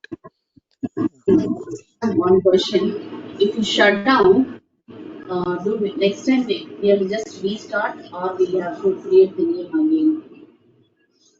No, it's just a restart. Even deallocation is you will have the virtual machine, the data will still be intact. There is no impact to your data within your operating system. Only the CPU memory allocation on the physical hardware will be released. Okay. Yeah. There is no impact to your data for all these category. I mean, only if you are deleting it, then your data is going to get impacted. Otherwise, no impact to your virtual machine contents within the VM or within the operating system.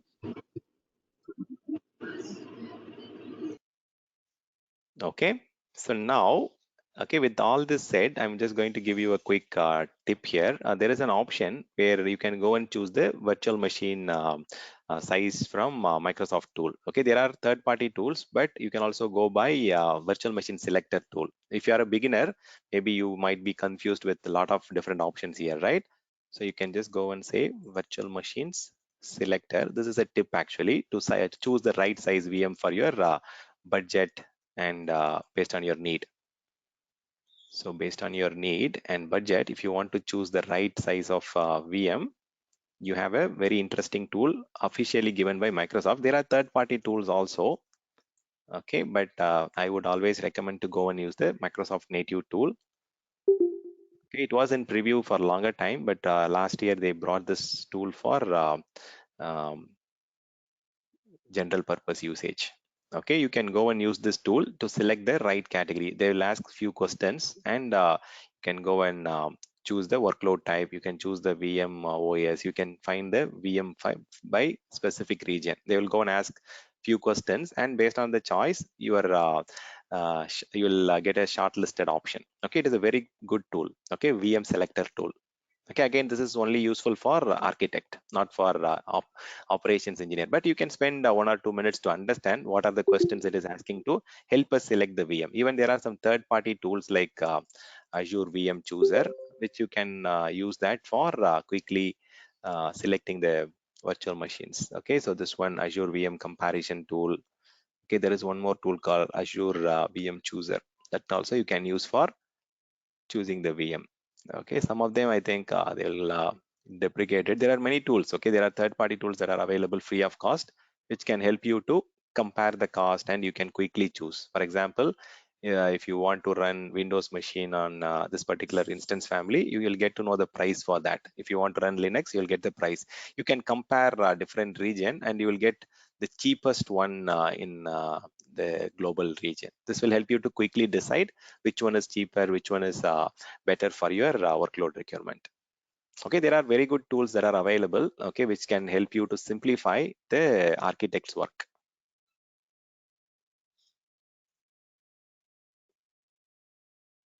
Okay, we'll take a quick break here and we can come back to discuss on the little more additional topics. Okay, I'll stop the recording. Any questions from anyone before we go for break? Okay, I'll stop the recording for 15 minutes and we'll come back. This conference will now be recorded.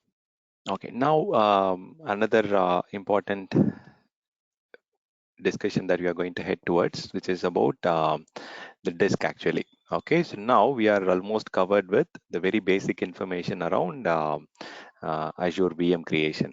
See, yesterday we had a lot of questions around network creation, disk modification, and all those things. We'll touch that again, okay? But since we had question, I tried to explain it, but that doesn't mean you need to know that now itself, okay? You can work on that a little later also. So now I'm going to create one more VM. I can just call it as Win test VM02. And I can just choose any operating system that I want. And I can choose some size that are available in that location.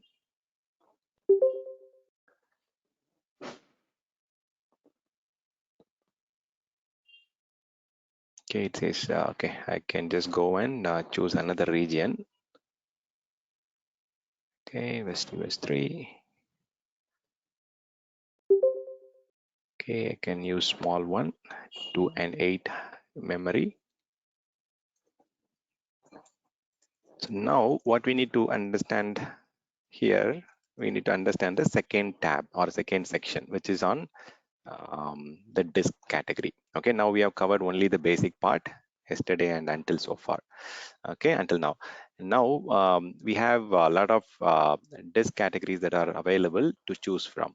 Okay, so here on a very high level, we have 4 major categories of disk. Okay, so premium SSD, standard SSD, standard HDD, and we also have ultra disk here. Okay, ultra disk is only available for specific VM category sizes. Okay, so now let's go and understand the difference between these options.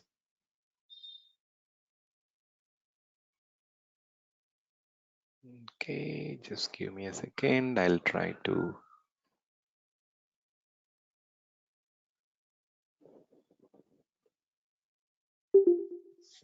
Okay, after making a decision on VM instance type, this is one another area where we need to be very clear on choosing the virtual machine disk actually. Okay, there are 4 categories: standard HDD, standard SSD, premium SSD, and ultra SSD option. So on people who are new to the technologies of hard disk, there are 2 major types. Okay, hard disk drive. This is the old category drive, which is called as standard drives. Okay, so if I show you that in a diagrammatic way, HDD picture. So it will have spindle, plater, and it will look like this. This is the magnetic disk. Okay, this is how the hard disk used to look like before. So it will have a spindle, it will have a plater where the disks will be rotating, and you will get access to it. So these are all called magnetic disk or legacy disks. Okay, but still that are heavily used in the market. Okay, whereas we have another technology called SSD, solid state drive. Okay, solid state drive is the premium category drives. Okay, the premium drives. This is called as flash disks. Okay, you are using pen drive and all those SSD drives, right? So these are all new technology, which is actually doesn't have any kind of spindle plater. Instead, it will have a lot of DRAMs and memory kind of things inside the hard disk. There is no spindle plater and all. Okay, so it will be very high performing, and these are all flash technology. It is like memory. Okay, it will be having a memory slot inside it. Okay, these are all the current technology. There are other technology that are available coming up, like the atomic disks and so on, but those are all not available in Azure platform yet. But now, if you look at here, there is one category of disk which is HDD, and there are three categories of disk which are under SSD category. So on a very high level, SSD gives you much better performance compared to your standard HDD. So if your workload is very critical and if it is demanding very high performing workload, then you need to go for SSD, minimum of premium SSD. Okay, so standard HDD is very good option for non-critical workload. Okay, if you have a non-critical workload, you can go and choose standard HDD. For example, if you want to take backup of your data, and if you want to store data that are infrequently accessed data, or rarely accessed data, you can store it in what you call standard HDD, standard hard disk drive. Whereas the standard SSD drives are optimal for lightweight servers. Okay, like application or web or database, it is only good for a lightweight, small to medium size systems. Okay, and you can use it for even this can be used for some kind of development environment or proof of concept environment. This is only mainly good for testing or non-critical workload. So if you are having a production workload, always go for premium category. If you have a mission critical workload or business critical workload, then you need to always go for ultra SSD.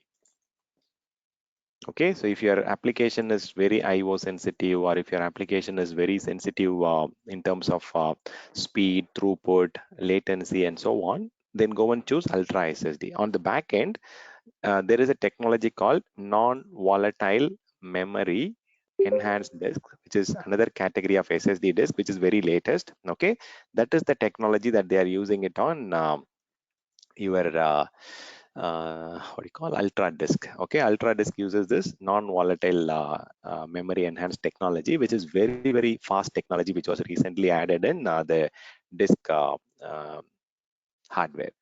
Okay, so if you have a very high performing database workload, and if you have a very high performance requirement,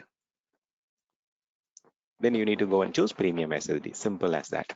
So what is the difference that we will see in terms of throughput? Throughput is the transaction speed, right? The input output per second.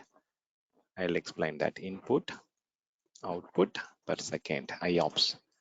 Okay, throughput, if you are choosing standard HDD, you will get 500 megabytes per second. Okay, so in cloud, you need to understand one more thing. Okay, so in general, in your traditional data center or in your on-premises, even at your home, if you're going and buying a particular capacity disk or a capacity drive or whatever, generally you call by decimal value, right? You will call it as KB, MB, or GB or TB, something like that, right?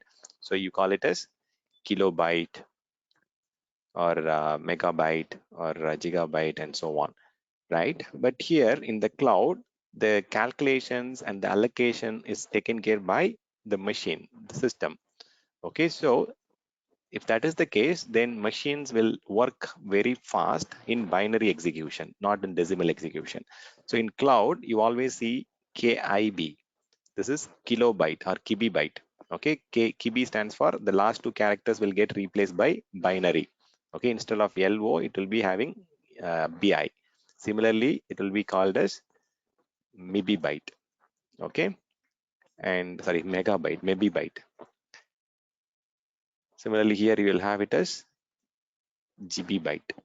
Okay, and TB byte and so on. So if I see I in between the characters, then that refers the calculation is not decimal, it is binary. So here you will see 1000 square and so on. Whereas here it is very small difference when the size is very small, but if it is very high size, then you will see a significant difference. Okay, there is a small 24-byte difference at the beginning, but if the data is very huge, you will see a considerable decent difference. Okay, so in cloud, all the throughput, all the capacity is calculated in maybe byte, GB byte, TB byte, and so on, not your traditional decimal way. You need to understand this. In the cloud, this is how the calculations are done or the allocations are done. Okay, you get 500 MB/s for your standard HDD. You get a throughput of 750 MB/s for the maximum capacity. It is up to 750 MB/s. It is not guaranteed that you will get always 750, but you can get up to 750. Similarly, you can get up to 900 MBs, and you can get up to 2000 MIBs, which is very huge throughput. Okay, in the second, 2000 GB of data, or sorry, 2000 MB of data is very huge, maybe bytes of data. It's 2 GB of data per second is really a good quantity. And when it comes to input output set per second, you can handle up to 2000 input output per second in standard. You'll get up to 6000 IOPS in standard SSD, and in premium SSD you get up to 20,000, and in ultra SSD you get up to 1,60,000 IOPS. Very huge. Okay, you get the very good performance, 20 times faster performance compared to premium. If you compare it with standard, the performance is like jet fast in ultra SSD. So if your application needs such a performance, throughput, latency, always go for ultra SSD or premium SSD if your application is very critical. Okay, any questions on this so far?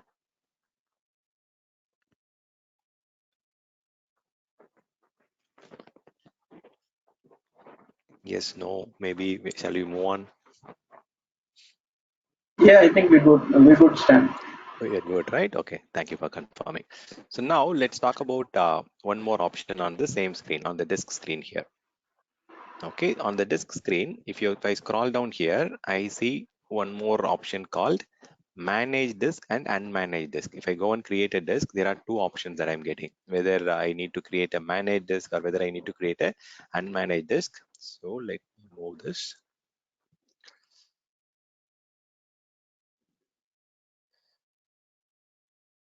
So if I expand the option here, see by default, all the disks that I'm creating are by default managed disk. If I want to create additional disk, I get the option to choose between managed and unmanaged. Okay, so I'll just copy this for quicker coverage on that particular topic.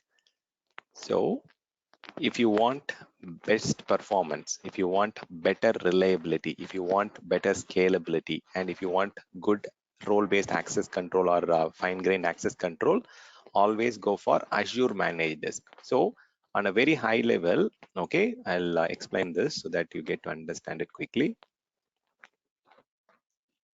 Okay, there are two categories of disk, unmanaged and managed.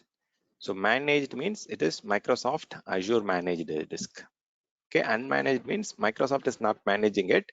It is customer who will manage the disk and its backup configuration of the security control. All those things are customer managed. So next thing is you get a very good high availability in Microsoft Azure Managed Disk. You get up to 99.999 SLA when it comes to managed disk. So always it is good to go for managed disk in simple language. But when you want to have some less cost on your disk, and if you are least concerned about your redundancy, scalability, and all those things, then you can go for unmanaged category. But for your production workload, always go for managed disk option or managed category option. So reliability. So what will happen in managed category, if you are having 3 copies of data, by default, all the data that you are storing in cloud will have 3 copies of the data stored in the Azure hardware platform. So either it is block storage or object storage or whatever storage, there will be 3 different copies. If you are using Microsoft managed disk, the 3 copies of data will get stored in 3 different storage array. Okay, 3 different physical storage array. Whereas if you are storing the 3 copies in unmanaged, there are chances that all the 3 copies might end up in the same hardware, same physical storage hardware. So there are high room for failure. So higher chance for failure because of the unmanaged category, because we don't have option to go and choose which fault domain to store or which availability set to store. But if you're going for managed category, Microsoft will ensure that all your 3 copies are scattered across 3 different array. Okay, then you have when it comes to scalability, you also have good options in managed. You have 50,000 managed disks that you can create in a particular location, region, and a subscription. The scalability is very high. Okay, in a location, or you can say in a region, or in a particular subscription. Okay, next thing is by default you get a very good fault tolerance because of the scattering of the content, and also you get a very good resiliency, and you also get by default storage services encryption is enabled in both the category SSE. They use a technology called storage service encryption. By default, all your disks are protected using SSE option. This is enabled by default. You can just see that here. If I go for the managed disk, by default, the storage service encryption is enabled. It is always encrypted. But if I want to encrypt at the host level, then I need to select a different option. I'll explain about that. But this is at the storage level. Your SSE option is by default enabled. There are 2 levels of encryption: host level encryption and VM level or disk level encryption. So disk level encryption is Azure Disk Encryption. They call it as a different technology, ADE. Okay, see, I mean, if you are coming from a virtualization background or VMware background, there are 2 different things, right? You create a VMware data store and you have a disk that is the VMDK or the virtual machine disk file, right? So if you are encrypting the disk, then that is called disk level encryption. If you are encrypting the data store, the storage volume, then that is called storage level or hardware level encryption. So similarly here, we have 2 levels of encryption that can be chosen. One is your Azure Disk Encryption and the SSE encryption. So SSE encryption, sometimes there is an optional thing, but Azure Disk Encryption is by default enabled for all your disks actually. Okay, any questions on this? So simple, go and choose managed if your workload is always critical, and you can you'll have better resiliency, reliability, scalability, and all good things. But if in case you have created an unmanaged disk, and if you ask me whether I can convert it to managed disk later, yes, you can do it. If I want to convert it from unmanaged to managed, you can do it. I can show you an example quickly. Okay, for example, I want to have created a disk now. Okay, let me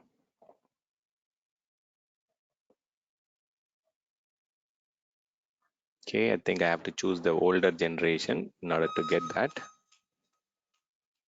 Just a second.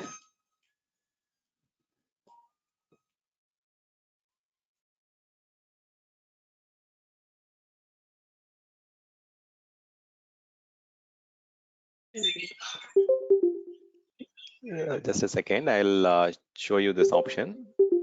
So if I go and choose the older generation, okay, I should get that option. Okay, let me go back onto the next screen. Okay, so here I can just go and change it. So there are certain options which you can change.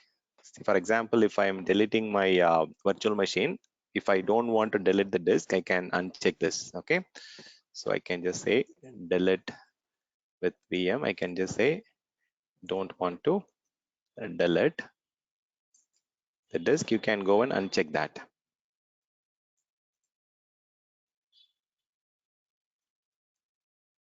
You can uncheck that option. Okay, if you want to delete it, you can just select it. Okay, by default it is selected. So if you are looking for higher IOPS, higher performance, always go for the higher category. So nowadays it looks like there is very rare chance that they are giving us option to go and choose the manage disk. So yesterday someone was asking about the shared disk, right? So I can select the shared disk here and I can share the disk for 5 virtual machine at the same time. I'll show you that later. Sure, there is an option called shared disks. Okay, you can share it up to 5 VMs at the same time. Okay, let me go back. Okay, let me create a VM now. Okay, so there is one more option here, ephemeral option, but it is very rarely used when you want to store some caching, or if you want to create some temp DB partition, you can use this ephemeral. Ephemeral is temporary option. If you want to use temporary servers, which is free of cost. Okay, temporary disks are free of cost. If something is free, there is no SLA for that. Okay, if something goes wrong or if the data gets lost, there is no guarantee from Microsoft. You can also choose ephemeral disk, but this is they will create a disk partition for you from the local server hardware. Okay, this is the temporary disk. Okay, I'll show you how to convert the unmanaged to manage. Okay, there is an option for that, but for now, any questions on the disk categories and the difference between managed and unmanaged? Okay, if we are good, then we'll move on to the other options here. Okay, networking will discuss next week, not now. Okay, I'll also show you some more management options. Okay, so let's see what are the options available, the basic ones. Okay, enable auto shutdown we saw some time back. Okay, now let's get into a little more advanced discussion, but this is more from operations. It is very important for all of the person here to understand these things. Okay, now we have created a VM and the VM is already running, and now I want to do some health check as an operations engineer, as an administrator. I want to do some routine checks. So how do we start about it? Okay, so that is what we are going to discuss now. Okay, so as an administrator, what are the VM support and troubleshooting options we will make? Okay, the very first thing, if someone is stating that my virtual machine is not reachable or my virtual machine is having some issues, okay, you need to come and check the service health dashboard. Okay, and before that, you can also check one more stuff, which is the global health dashboard. So you have something called Azure Global Health Dashboard. So Azure Service Health, if you click on this status.azure.com, this will give you the overall regional availability, the status, if there is any performance health issues or whatever on the global health dashboard. You can look at the regional level availability. If there is any warning or if there is any informational message or if there is any critical issues going on, you will see if there is any issues on that particular region in Americas or Europe or in India data centers, if there is any current issues that are going on in central India or South India. So you will get detailed option here. And if you want to receive alerts for a specific thing, you can also subscribe for news alert or some feeds here. Okay, so the very first thing you need to check is the status alert at the global dashboard. So you'll get to understand if there is any impact that is going on in any of the Azure region or Azure data center. Okay, just give a second. It's taking some time to refresh. And the next thing, you can go and check this. If there is no issues going on in any of the region or in any of the geography, then you can go and check the service health of the particular service impacted. Okay, particular VM or a particular storage or particular Azure functions or whatever, you can go and check the particular service. Okay, I'll show you that. So here it's still refreshing. Let's give 1 minute.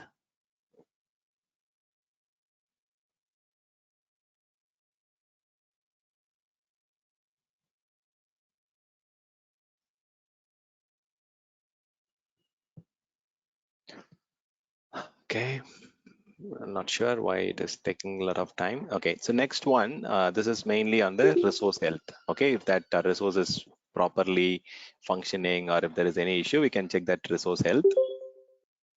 Okay, and you can also check if there is any planned maintenance activity that is going on any of the data center. Okay, next thing is to check the planned maintenance. I'll show you where exactly we can check that when the system is back. Okay, or else I'll open up a new window.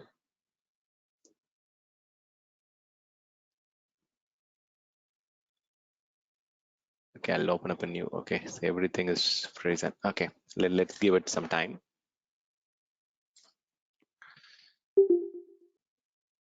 Else, like me try to close it.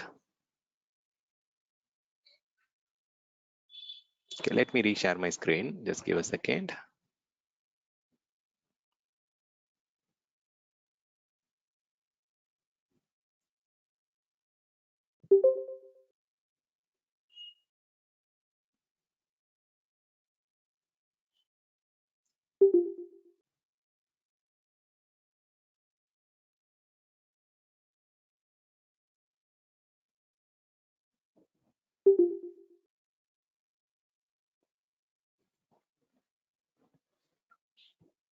One minute, I'm just logging in.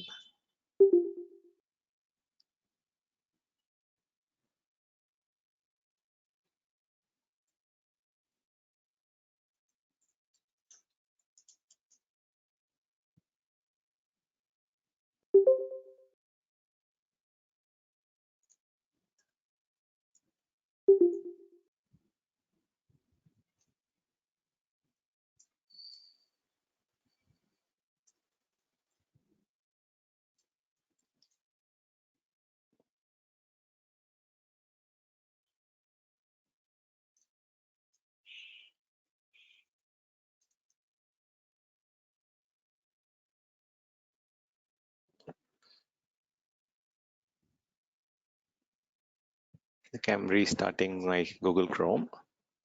Sorry for the interruption.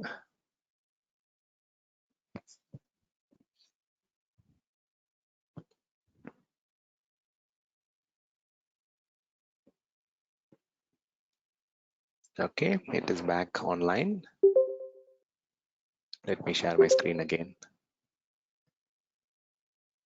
Okay, so here you will get the complete status of all the Azure. But if I want to quickly check the Azure Service Health, I can go here. But if I want to get notified about any specific outages that is happening in particular region or particular location, I can also enable the newsletter or the news feed for that. Okay, so you have the option here. Okay, the next thing, you can go and change the refresh intervals here. If you don't want your window to keep on refreshing, you can change the refresh interval to 30 minutes or 10 minutes based on the aggressiveness, and you can get it. So if I click on go to Azure Service Health, it will take you to the account that you are associated with. So it will take you log into the Azure account which you are running your resources, and within that it will take you to the service health here. So you can check the different services that are there in different region. Okay, then you can understand if there is any service issues or service health.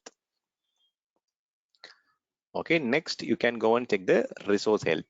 Resource health is the particular resource here. Okay, I can just click on the resource health. Here I can just add a resource health for a particular VM or a particular service or particular resource here.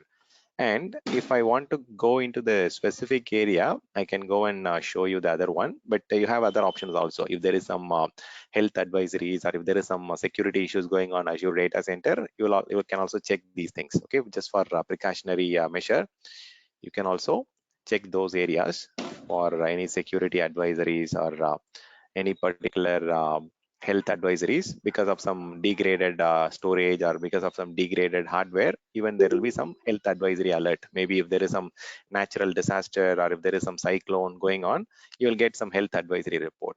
Okay, now coming to the specific resource, let's take this VM as an example. I want to check the resource health here. I can go and select the resource health here, and currently I can see whether the resource is active or if it is having any issues or whatever. So my machine is currently stopping because of the activity that I performed. You can also see the health history here, whether the machine was stopped by a particular user or what time they have stopped it, who initiated it, all those stuff. So I'll just go and go to the virtual machine and start it again. Okay, because currently the machine is stopped, right? So I can just start it back to bring it online. Stan, one question. Yeah, Naveen, go ahead. So, if I mean, do we have any place like where we can look up the previous platform level issues or any major outages? Yes. So if you go to the same location where we saw that, right? So if you go to the same specific location, let me show you that. So if I go to the service health, here is where you will get the complete historical information. So if I go here, I can just go and say, let me see the health history, past issues. And if I want to see some last week or last 1 year or last 3 months, I can go and check it here. Okay, so in my account, there is no impact because it is a very recent one, but in your production environment, you will definitely have. No, but this is again only to your subscription level, right? But it's if we want to see over Azure level service health and major outages. No. See, if there will be too much of data center issues going on, but if it is not impacting you, why you need to know those things? Okay. Yeah, because if it any platform level issues will also impact to us, right? Previously, like if customer asking what kind of major events might occur or occurred in the past, if Ah, they want to review for the decision range, right? We Okay, just see, there are different ways to get that, Naveen. Okay, number one, you will have, if you are part of a premier tier or if you are part of a professional direct tier, I told you during that support plan, there is a technical account manager who is accountable of any issues going on in your data center. Similarly, for your ProServe plan, professional direct plan, there is a ProServe direct manager who is responsible for alerting you as a service provider as well as the customer for any issues going on. no, And if you want to get some quick Twitter feeds, or if you want to get some alerts, okay, Azure status alert, you can also enable the Azure support Twitter handle here. You can subscribe for that. You can also go and enable other social networking handle so that you get to understand what kind of issues we had 2 days back or 3 days back, which data center impacted, which services went down, and all those things very quickly. But this is specific to your subscription, your account. Only if any services in your subscription got impacted, you will be able to see that. Otherwise, if it is generic thing, you can get it. There are tons of options available to get the social networking status. yeah, okay, understand. But anyway, Yeah. you cannot correlate with the subscription, but Sorry. just for the purpose like to known issues or known platformation, you can get that. That's okay, Yeah, understood. true. Yeah, got it. So let's see. Okay, you get it for 90 days here itself, but definitely, like if you are if you are a premier support customer, you will have a lot of depth to understand. Okay, let me see. Even So hardware failures also will come under health history. correct. Is it like? Here it will come under planned maintenance. Hardware failures will come under hardware maintenance, sorry, planned maintenance. Any data center level issues like security advisories, health advisories come under these two categories. Okay, shall we move on? Okay, so here the next category is resource health. Okay, now I have powered on the machine, it is running. I should be starting to see the resources healthy here.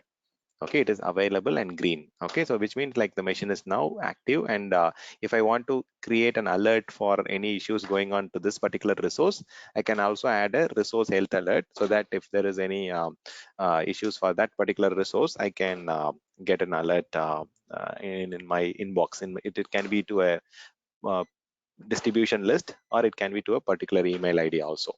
Okay, I'll show you these things at a later time, how to enable alerting notification. So next important thing is the boot diagnostics. Okay, now since we are working on a virtual machine or a virtual environment, we don't have physical access to the server hardware. So we don't know whether the machine is having some blue screen issues or what kind of console related. So we don't have direct console level access like your VM or VM or Hyper-V VM. So what we can do is you can go and check the screenshot of the virtual machine console here. So what is the current status, whether there is any blue screen, or whether the machine is starting up, or whether there is any hardware related message that is showing on the VM console. So all those things you can get it here. And if you want to store it in your own storage account, you can also change it here. If you go to the settings, I can enable it with manage storage account, or I can also have my own storage account capturing all the different screenshots that are coming up very quickly. Okay, so you can use this feature to troubleshoot any platform related issues or any specific machine booting issues. You can get it here. Okay, next is the boot diagnostics option, and you can just go back one step.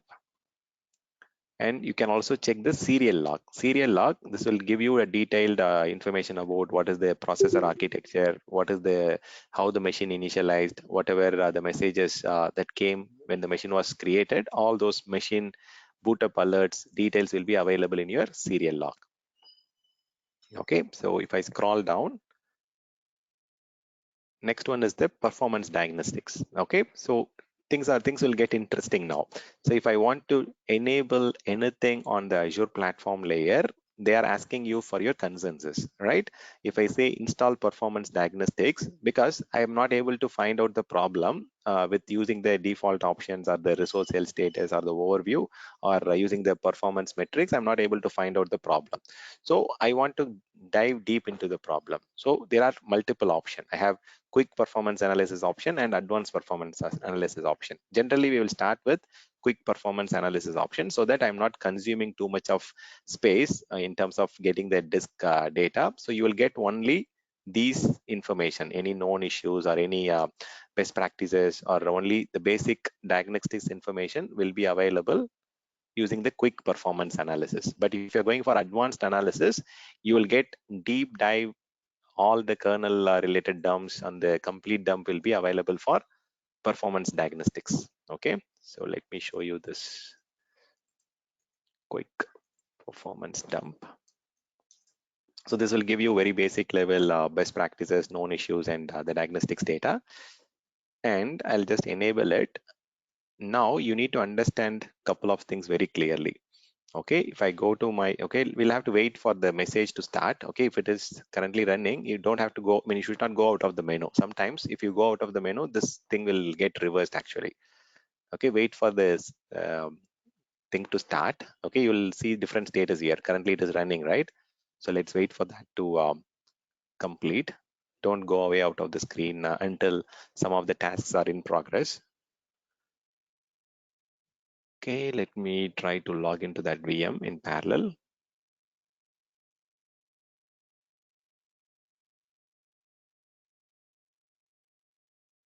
Okay, now I am going to give you a lot of information around what happens inside your operating system when we are doing such things here.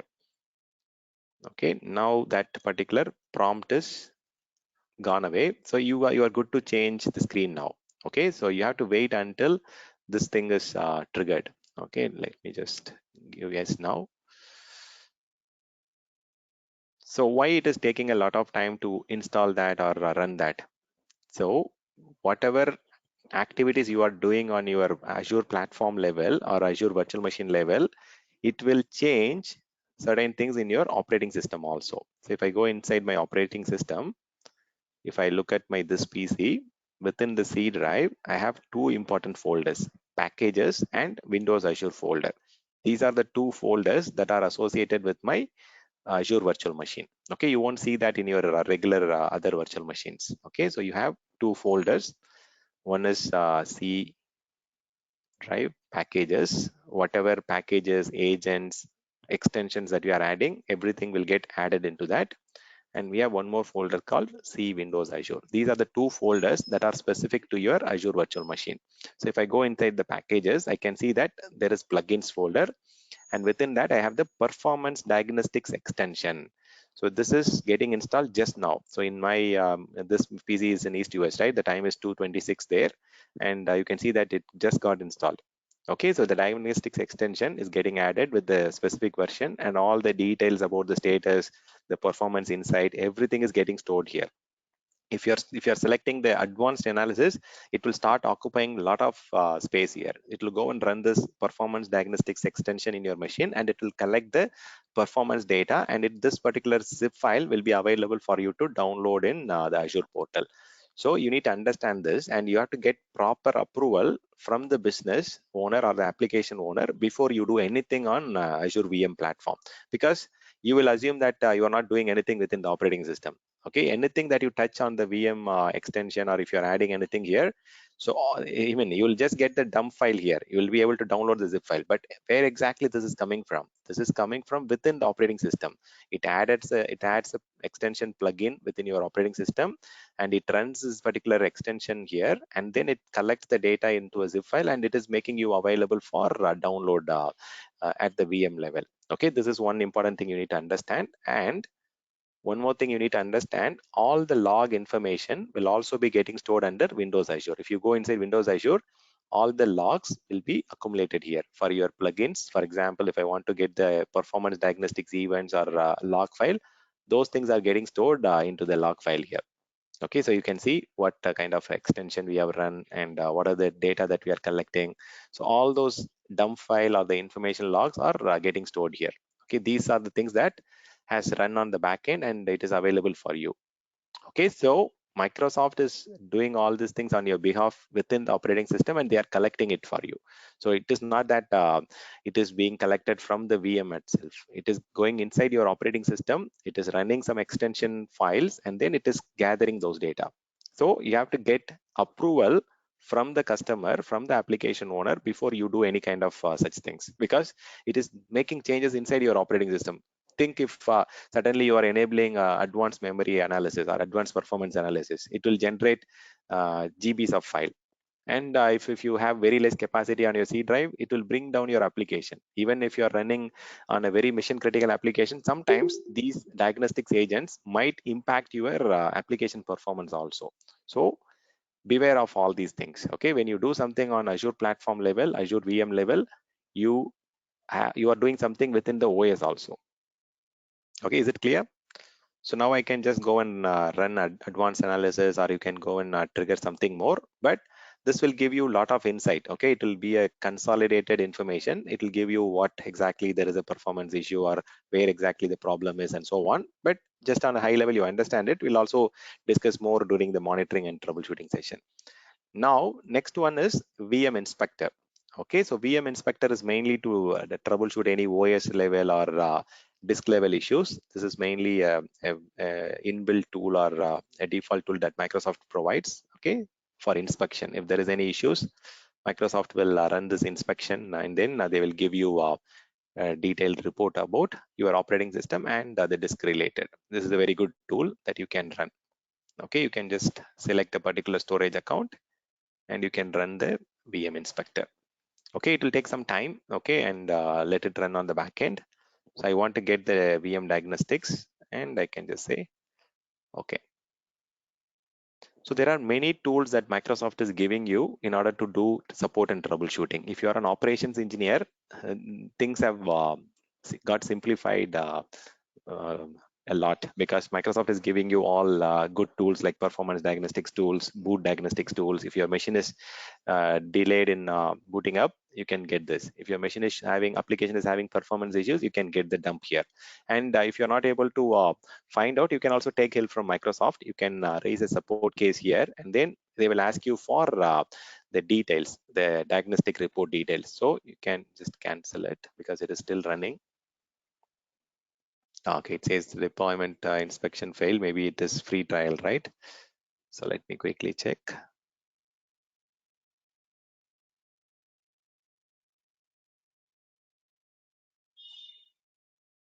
Okay, it will take 3 to 15 minutes. It will take some time.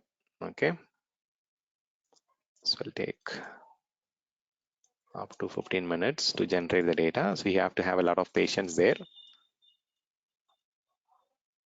Okay, let it. Okay, it says maybe this is my free tier, right? So it is not allowing me to do that, but we can just try it on a different VM. Let's see.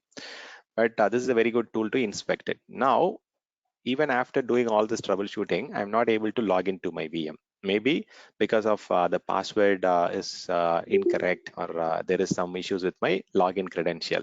So traditionally, what we used to do in our on-premises, we used to use some third-party tools to go and break our password or to change our password using the third-party tool. But in cloud, in Azure platform, you don't have to worry about it. So in Azure, you have a VM access extension that will go and get added inside your operating system, and it will change the password for you. Okay, see, suppose if I know the username, see in this machine, my username is Stan, right? I can just give the username as Stan and I can give the new password. It will go and reset it. But if I don't know the username, if I am giving something new, okay, like Anto, what will happen? It will create one new administrator account, and it will help you to log in with that new account. This is another interesting thing you need to know.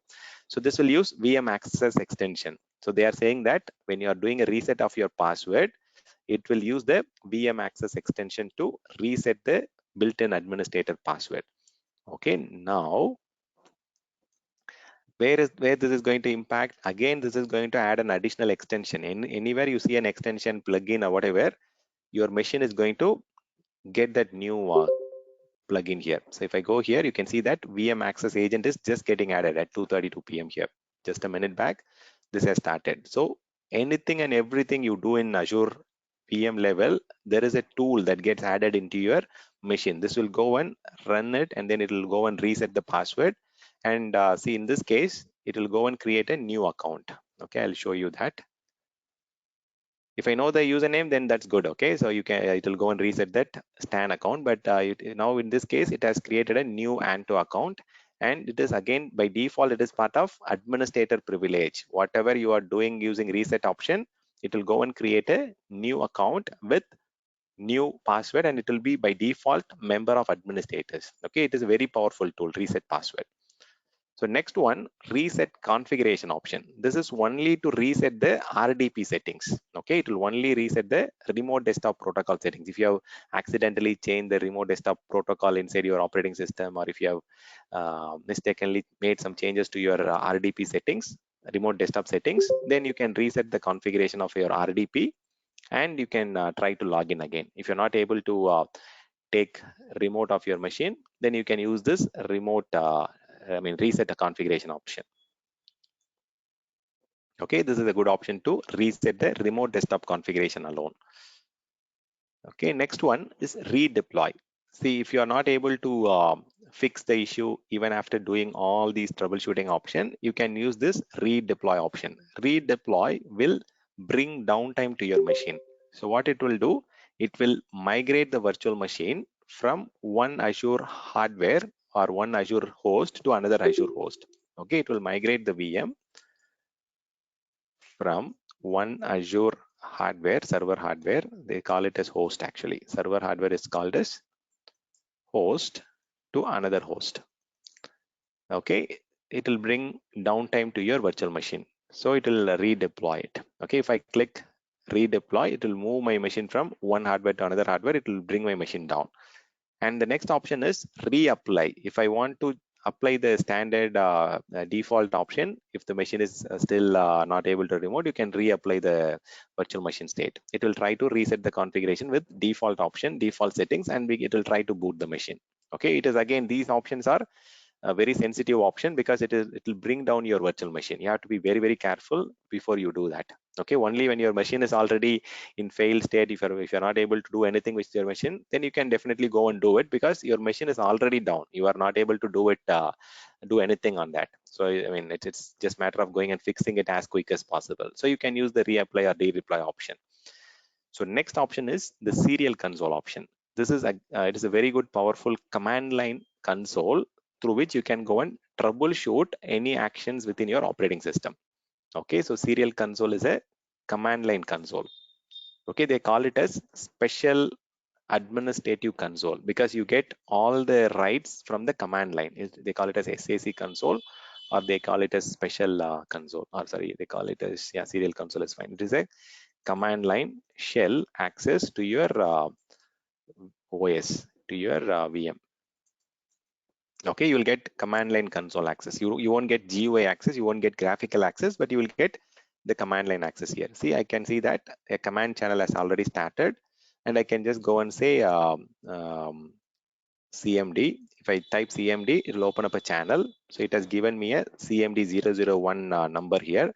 I can just say change -SI, switch to my channel 1. Okay, it will automatically switch to my command prompt here. And if I enter, it will ask me for username and password. I can just give STAN, and it will ask me for the domain. There is no domain needed, and it will ask me for the password. Okay, it is attempting to authenticate. Let's wait. Okay, it has logged into the machine through the command prompt. If you're not able to take GUI graphical remote desktop, you can you can do any command that you want. For example, if I want to look at the Windows events, and if I want to do some route print or any kind of IP config or any network troubleshooting or any command, okay, you can run any command prompt commands from within this console. So you will get access to all the details. For example, in my experience, okay, maybe someone has done some changes to the operating system. They might have patched the operating system, and because of that, machine is not able to take remote. So what command you can use based on your experience? There are commands like dism command, using which you can go and uninstall that particular recently installed package. Okay, so this command you can maybe, I'm not sure how many of you know that there is a command called dism, which you can use for uninstalling the recently installed patches or recently installed application and so on. So this will help you to roll back any quickly, roll back to the previous state. Okay, even you can use different commands to install, uninstall, configure the features, packages on your operating system. Okay, a lot of operations team will go and look at the recently installed patches, and then they will take decision to uninstall that, or if your machine is not activated, you can also go and use this slmgr command to go and activate your operating system. So you can use some different commands. You can use netsh command to do some troubleshooting on the network level.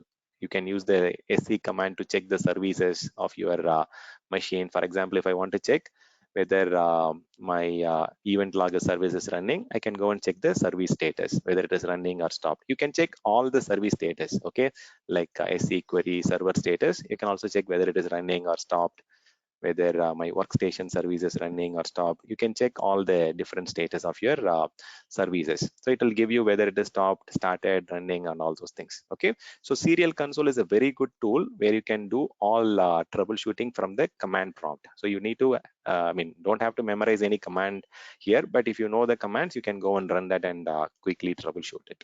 Okay, that is serial console. Next option is connection troubleshoot. Connection troubleshoot is network level troubleshooting. If you want to check whether a particular port is open on that server, whether I'm able to log into a particular machine on a particular protocol or port number, you can use the network connection troubleshoot. This is on the network level. Okay, I can just check whether I am able to take SSH from my IP address or from some specific machine. For example, if you're not able to connect from web server to app server or app server to database server, you can just give the connection source and destination, and you can do the troubleshooting. For example, if I want to check whether from my IP address, whether I'm able to do SSH connection. So what will be the output here? It will be failed because this is a Windows machine. So 22 port will not be open on that machine. So from my IP address, definitely I'll get a error, failed thing. But if I do a service check for RDP, it will be successful because for my Windows machine by default, RDP port is open. So why it is taking more time here? Then automatically you need to think that there is something that is happening within your OS. There is some additional package or extension is getting added. See, it is adding the network troubleshooting, network watcher agent, 2:40 p.m. This is getting added. So it is going and adding this network troubleshooting, connection troubleshoot diagnostic tool within the OS to verify that. So virtual machine cannot do anything from within the VM outside itself. It needs to do something within the OS to get you the data. Okay, very important to know. Okay, let's wait for 1 more minute. So it will see, it says I'm not able to log in because of some security group issue. Because my security group, I have not allowed 22 port. But if I do RDP, it will give me quick answer now, because the agent is already installed. It is just now matter of going and running that command. It will not go and install the extension or plugin again. So this time the command will execute very fast.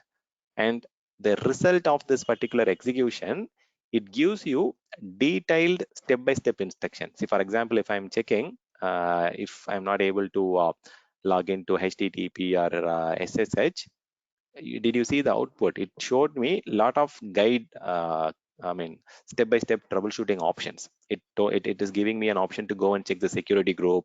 It will give me instructions on how to troubleshoot it. It is not just a testing tool. It also gives me option to go and follow the instructions along and complete the fix the issue. So I need to go to that particular machine. It is saying go and check the security group rule and allow the allow the SSH. If I want to fix that, for an example, I need to go to networking. This is what it is saying to me.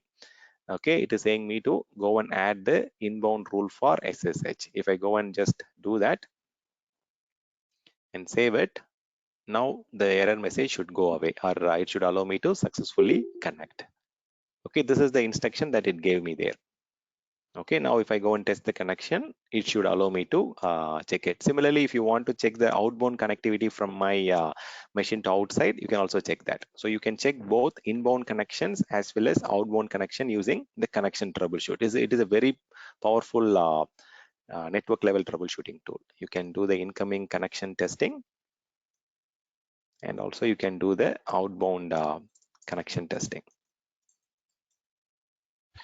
Okay, Just a so question, Stan. go ahead, Like go ahead. Yeah. this one, this is a live troubleshooting, right? Do we have Yeah. a history? Like, can we able to backtrack the thing, like the connectivity problem happened earlier or All something different? you missed the session yesterday, Haji, right? So we have an Ah, activity log yeah. there. So you have the Okay. activity log for all historical information. So what went wrong, what got changed yesterday or today morning, all those the events are getting tracked under audit activity log. Ah, okay. Perfect. Yeah. Thank you, Stan. Yeah, so that's fine. So then last option, see, if you are done all these troubleshooting, still, we are not able to log into the application, or there is slowness and all those stuff. The very last resort is going and raising a support case with Microsoft.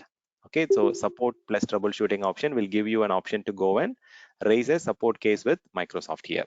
Okay, I can just go and raise a case. Since it is a free tier account, that option will not be here, but in production, you will have an option to raise a support request in this option.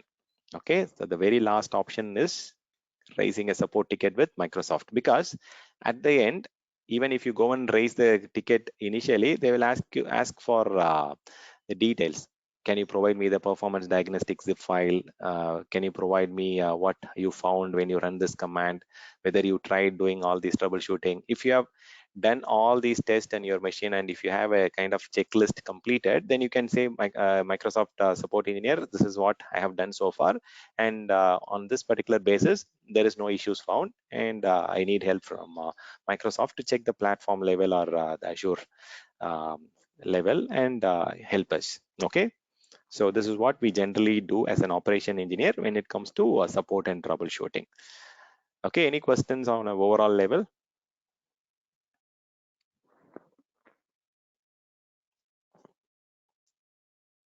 No questions? Okay, interesting. Okay, let me save this file. Okay, let's check what are the other things that we can do now. Okay, so these things I think we can discuss on the next class. There are a lot of ground to cover. Okay, we have to discuss all these other things. Maybe let me check if I can cover something. So we already saw how to change the size of the VM yesterday. We also saw how to add additional disk, how to add additional network card. We saw all those options. Maybe let's see if I can cover any small options here.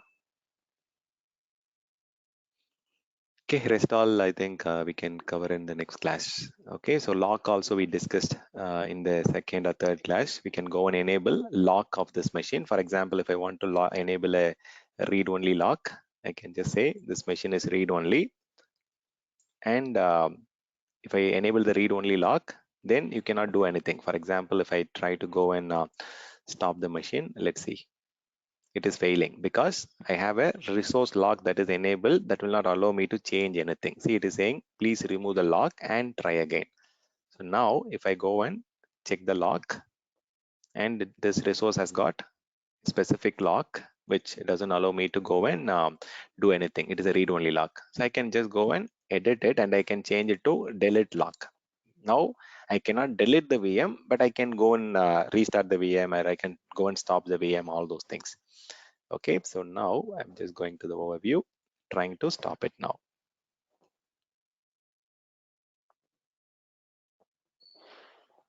Okay, it is allowing me to stop. It is running, right? So this is the way you can go and enable two types of lock. One is read-only lock, which will not allow you to do any accidental modification. And this is again an exam question. Okay, so the next one is the delete lock. There are two resource locks, read-only lock, and there is another lock called delete lock. So read-only lock is to prevent any accidental modification. Delete lock is to prevent any accidental deletion. Okay, so this is mainly to avoid human errors, and I mean, because everyone is managing from remote, logging in through the browser. So if something goes wrong with your machine, some people will click the wrong option, and it will end up deleting a resource or modifying a resource, right? In order to avoid such cases, Microsoft has given you lock option for all the resources. Any resource in Azure platform will have this lock option. Okay, I can just delete it now. Okay, now it has stopped the VM. Okay, I was able to see that successfully stopped, and this is a good option to know. And one more thing we'll see today, okay, before we wind up. So there is a beautiful option called capture. Okay, this is to capture your image of your machine. So if I want to see, I have installed some application within my machine, and if I want to create a similar machine like what I have, I can just go and click this capture option and take the image of this particular virtual machine. But before that, before taking an image, there are some best practices or options, I mean, steps that you need to take care of. So within your virtual machine, you need to go and generalize your virtual machine first. First, you need to generalize it. So when I say generalize, okay, there are certain things in your virtual machine that will conflict, right? For example, host name, IP address, your MAC address, and many IDs like SIDs, all these things. All these IDs should be unique in your network. When it comes to network and Active Directory, we should not have a conflict on all these things, right? So what this generalize means, I want to generalize my machine to be useful for creating more machines from that. Okay, so how to do a generalization? You have a command called sysprep, which you can use to run it within your operating system and do a generalization. Okay, let me show that.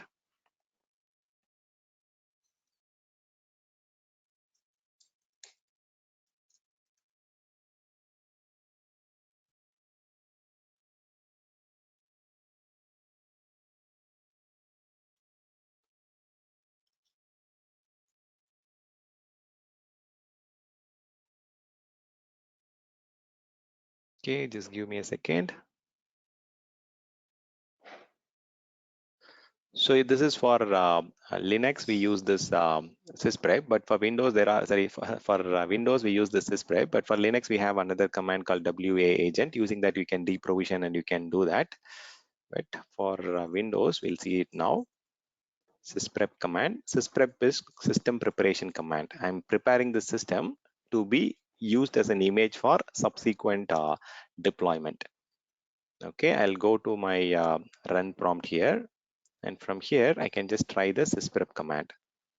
So it will open up the sysprep folder. And within that, I have this exe file, which is an application which is used for doing the generalization. I can just double click this. It will open up this system preparation, and I can select the generalize, and it will take my machine for out of box experience. Any common things on my machine will be removed and it will be rebooted. And if I say okay, it will generalize and reboot my machine.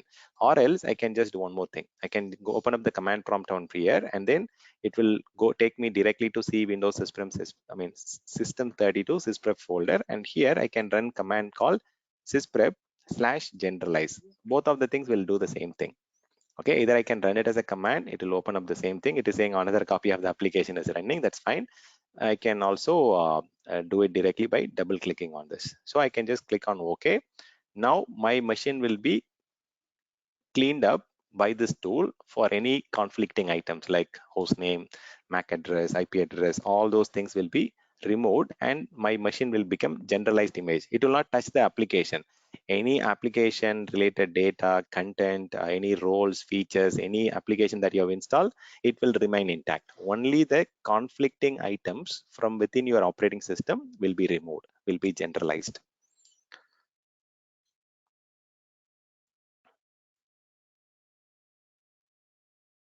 Okay, it will take 1 or 2 minutes. So WA agent for your Linux machine, you can use the WA agent that will run the generalization, and it will clean up your Linux machine if you want to do it on a Linux machine. Okay, for Windows it is sysprep. For Linux it is WA agent. You can say deprovision. If you want to clean up some conflicting user, you can also give plus user so that it will clean up the conflicting users also. Okay, let's give it a minute. For Windows, it will reboot automatically after the generalization is happening. So once after the generalization happens, you can go and create a generalized image, and from that image you can create new VMs with all those standard settings, best practices, and so on. So I'll cover this again, but I just want to show you since we had few minutes. Okay, now the machine has got disconnected and it has completed the generalization. Okay, now once the generalization is complete, you can go and stop the machine and then capture the image. When the machine is online, it will not allow you to go and take the image. Okay, I'll show you that quickly.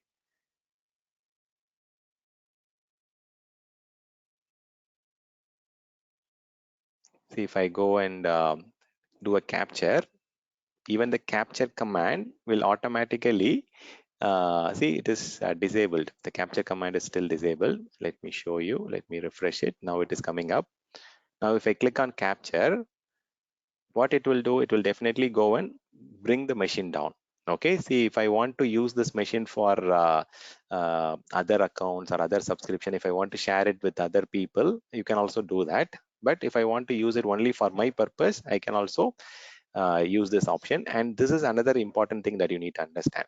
So whether I want to delete the virtual machine after the successful creation of image, I can select yes or no. So generally we have to do yes, because this VM is generalized already. So which means there is no I mean, you cannot boot it again, you cannot log into it anymore, because the machine has already got generalized, and everything every unique things are removed already. So you have to select this option to avoid any unwanted cost. And if you want this image to be used for creating VMs in multiple zones, multiple data center within that region, you can select the zone resiliency as yes, so that if you are creating new virtual machines using that image, you can create it in all the 3 data centers, or how many, whatever number of data centers you have in that region, you can use this. So now I can give a good name for this, and I can say review and create. So when I trigger this command, Microsoft Azure agent will check whether the machine is already generalized, whether it is already prepared for capturing the image. It will take, I'll show you that. So it will run step by step here. Okay, if I select this notification, I mean, I'll start seeing it. See, it is stopping the VM number 1, and it will also start doing a validation check for whether the machine is already generalized.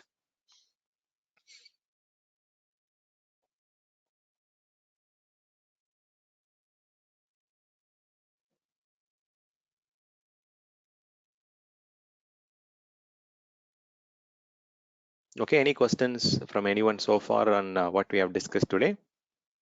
So this will take a couple of minutes and it will complete. Okay, now I'm opening the floor for any questions based on the discussion that we have today. We discussed about what are the different instance family that are available, instance type that are available in Microsoft Azure, and how to choose them based on the workload. We discussed about the 2 different generations and which generation we should choose. And we also discussed about the spot instance. We discussed about the security options. We discussed about the different state of the virtual machine. And if you are an operations engineer, okay, before that, we also discussed about the different disk type.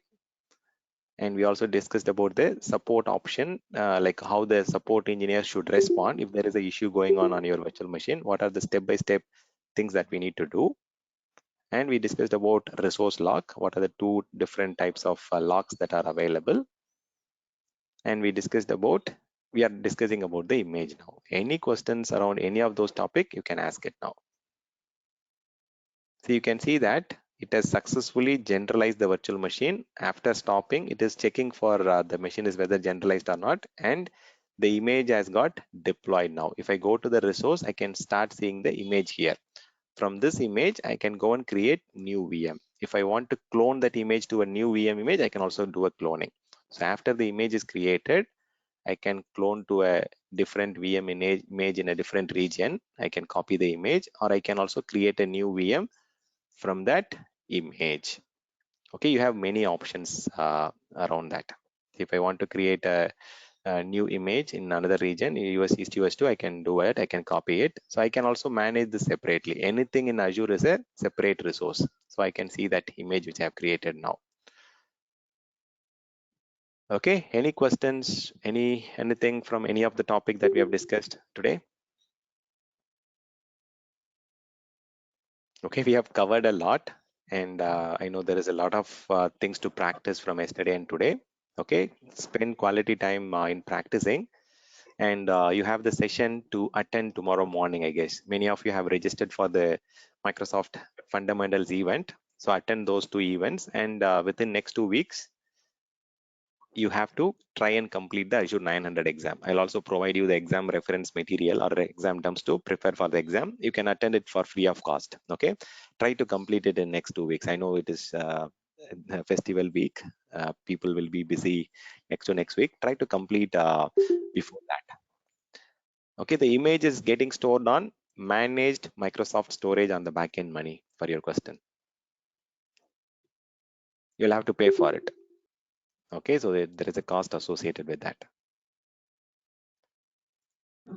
Okay, go ahead. Imagine includes like program features, installed programs, and the same Windows version, or only general image, just only the image, or the whole package. Only the conflicting items like OS house name, network IP address, MAC address, some conflicting IDs will be removed. It will not touch any application, any program, any script, any content within your operating system. It will not touch that. Only the things that will conflict on the network and in the Active Directory system will be removed. It will be just generalizing it. It will make it as a unique image to be reusable. Okay. Yeah. I'll stop the recording. Okay, so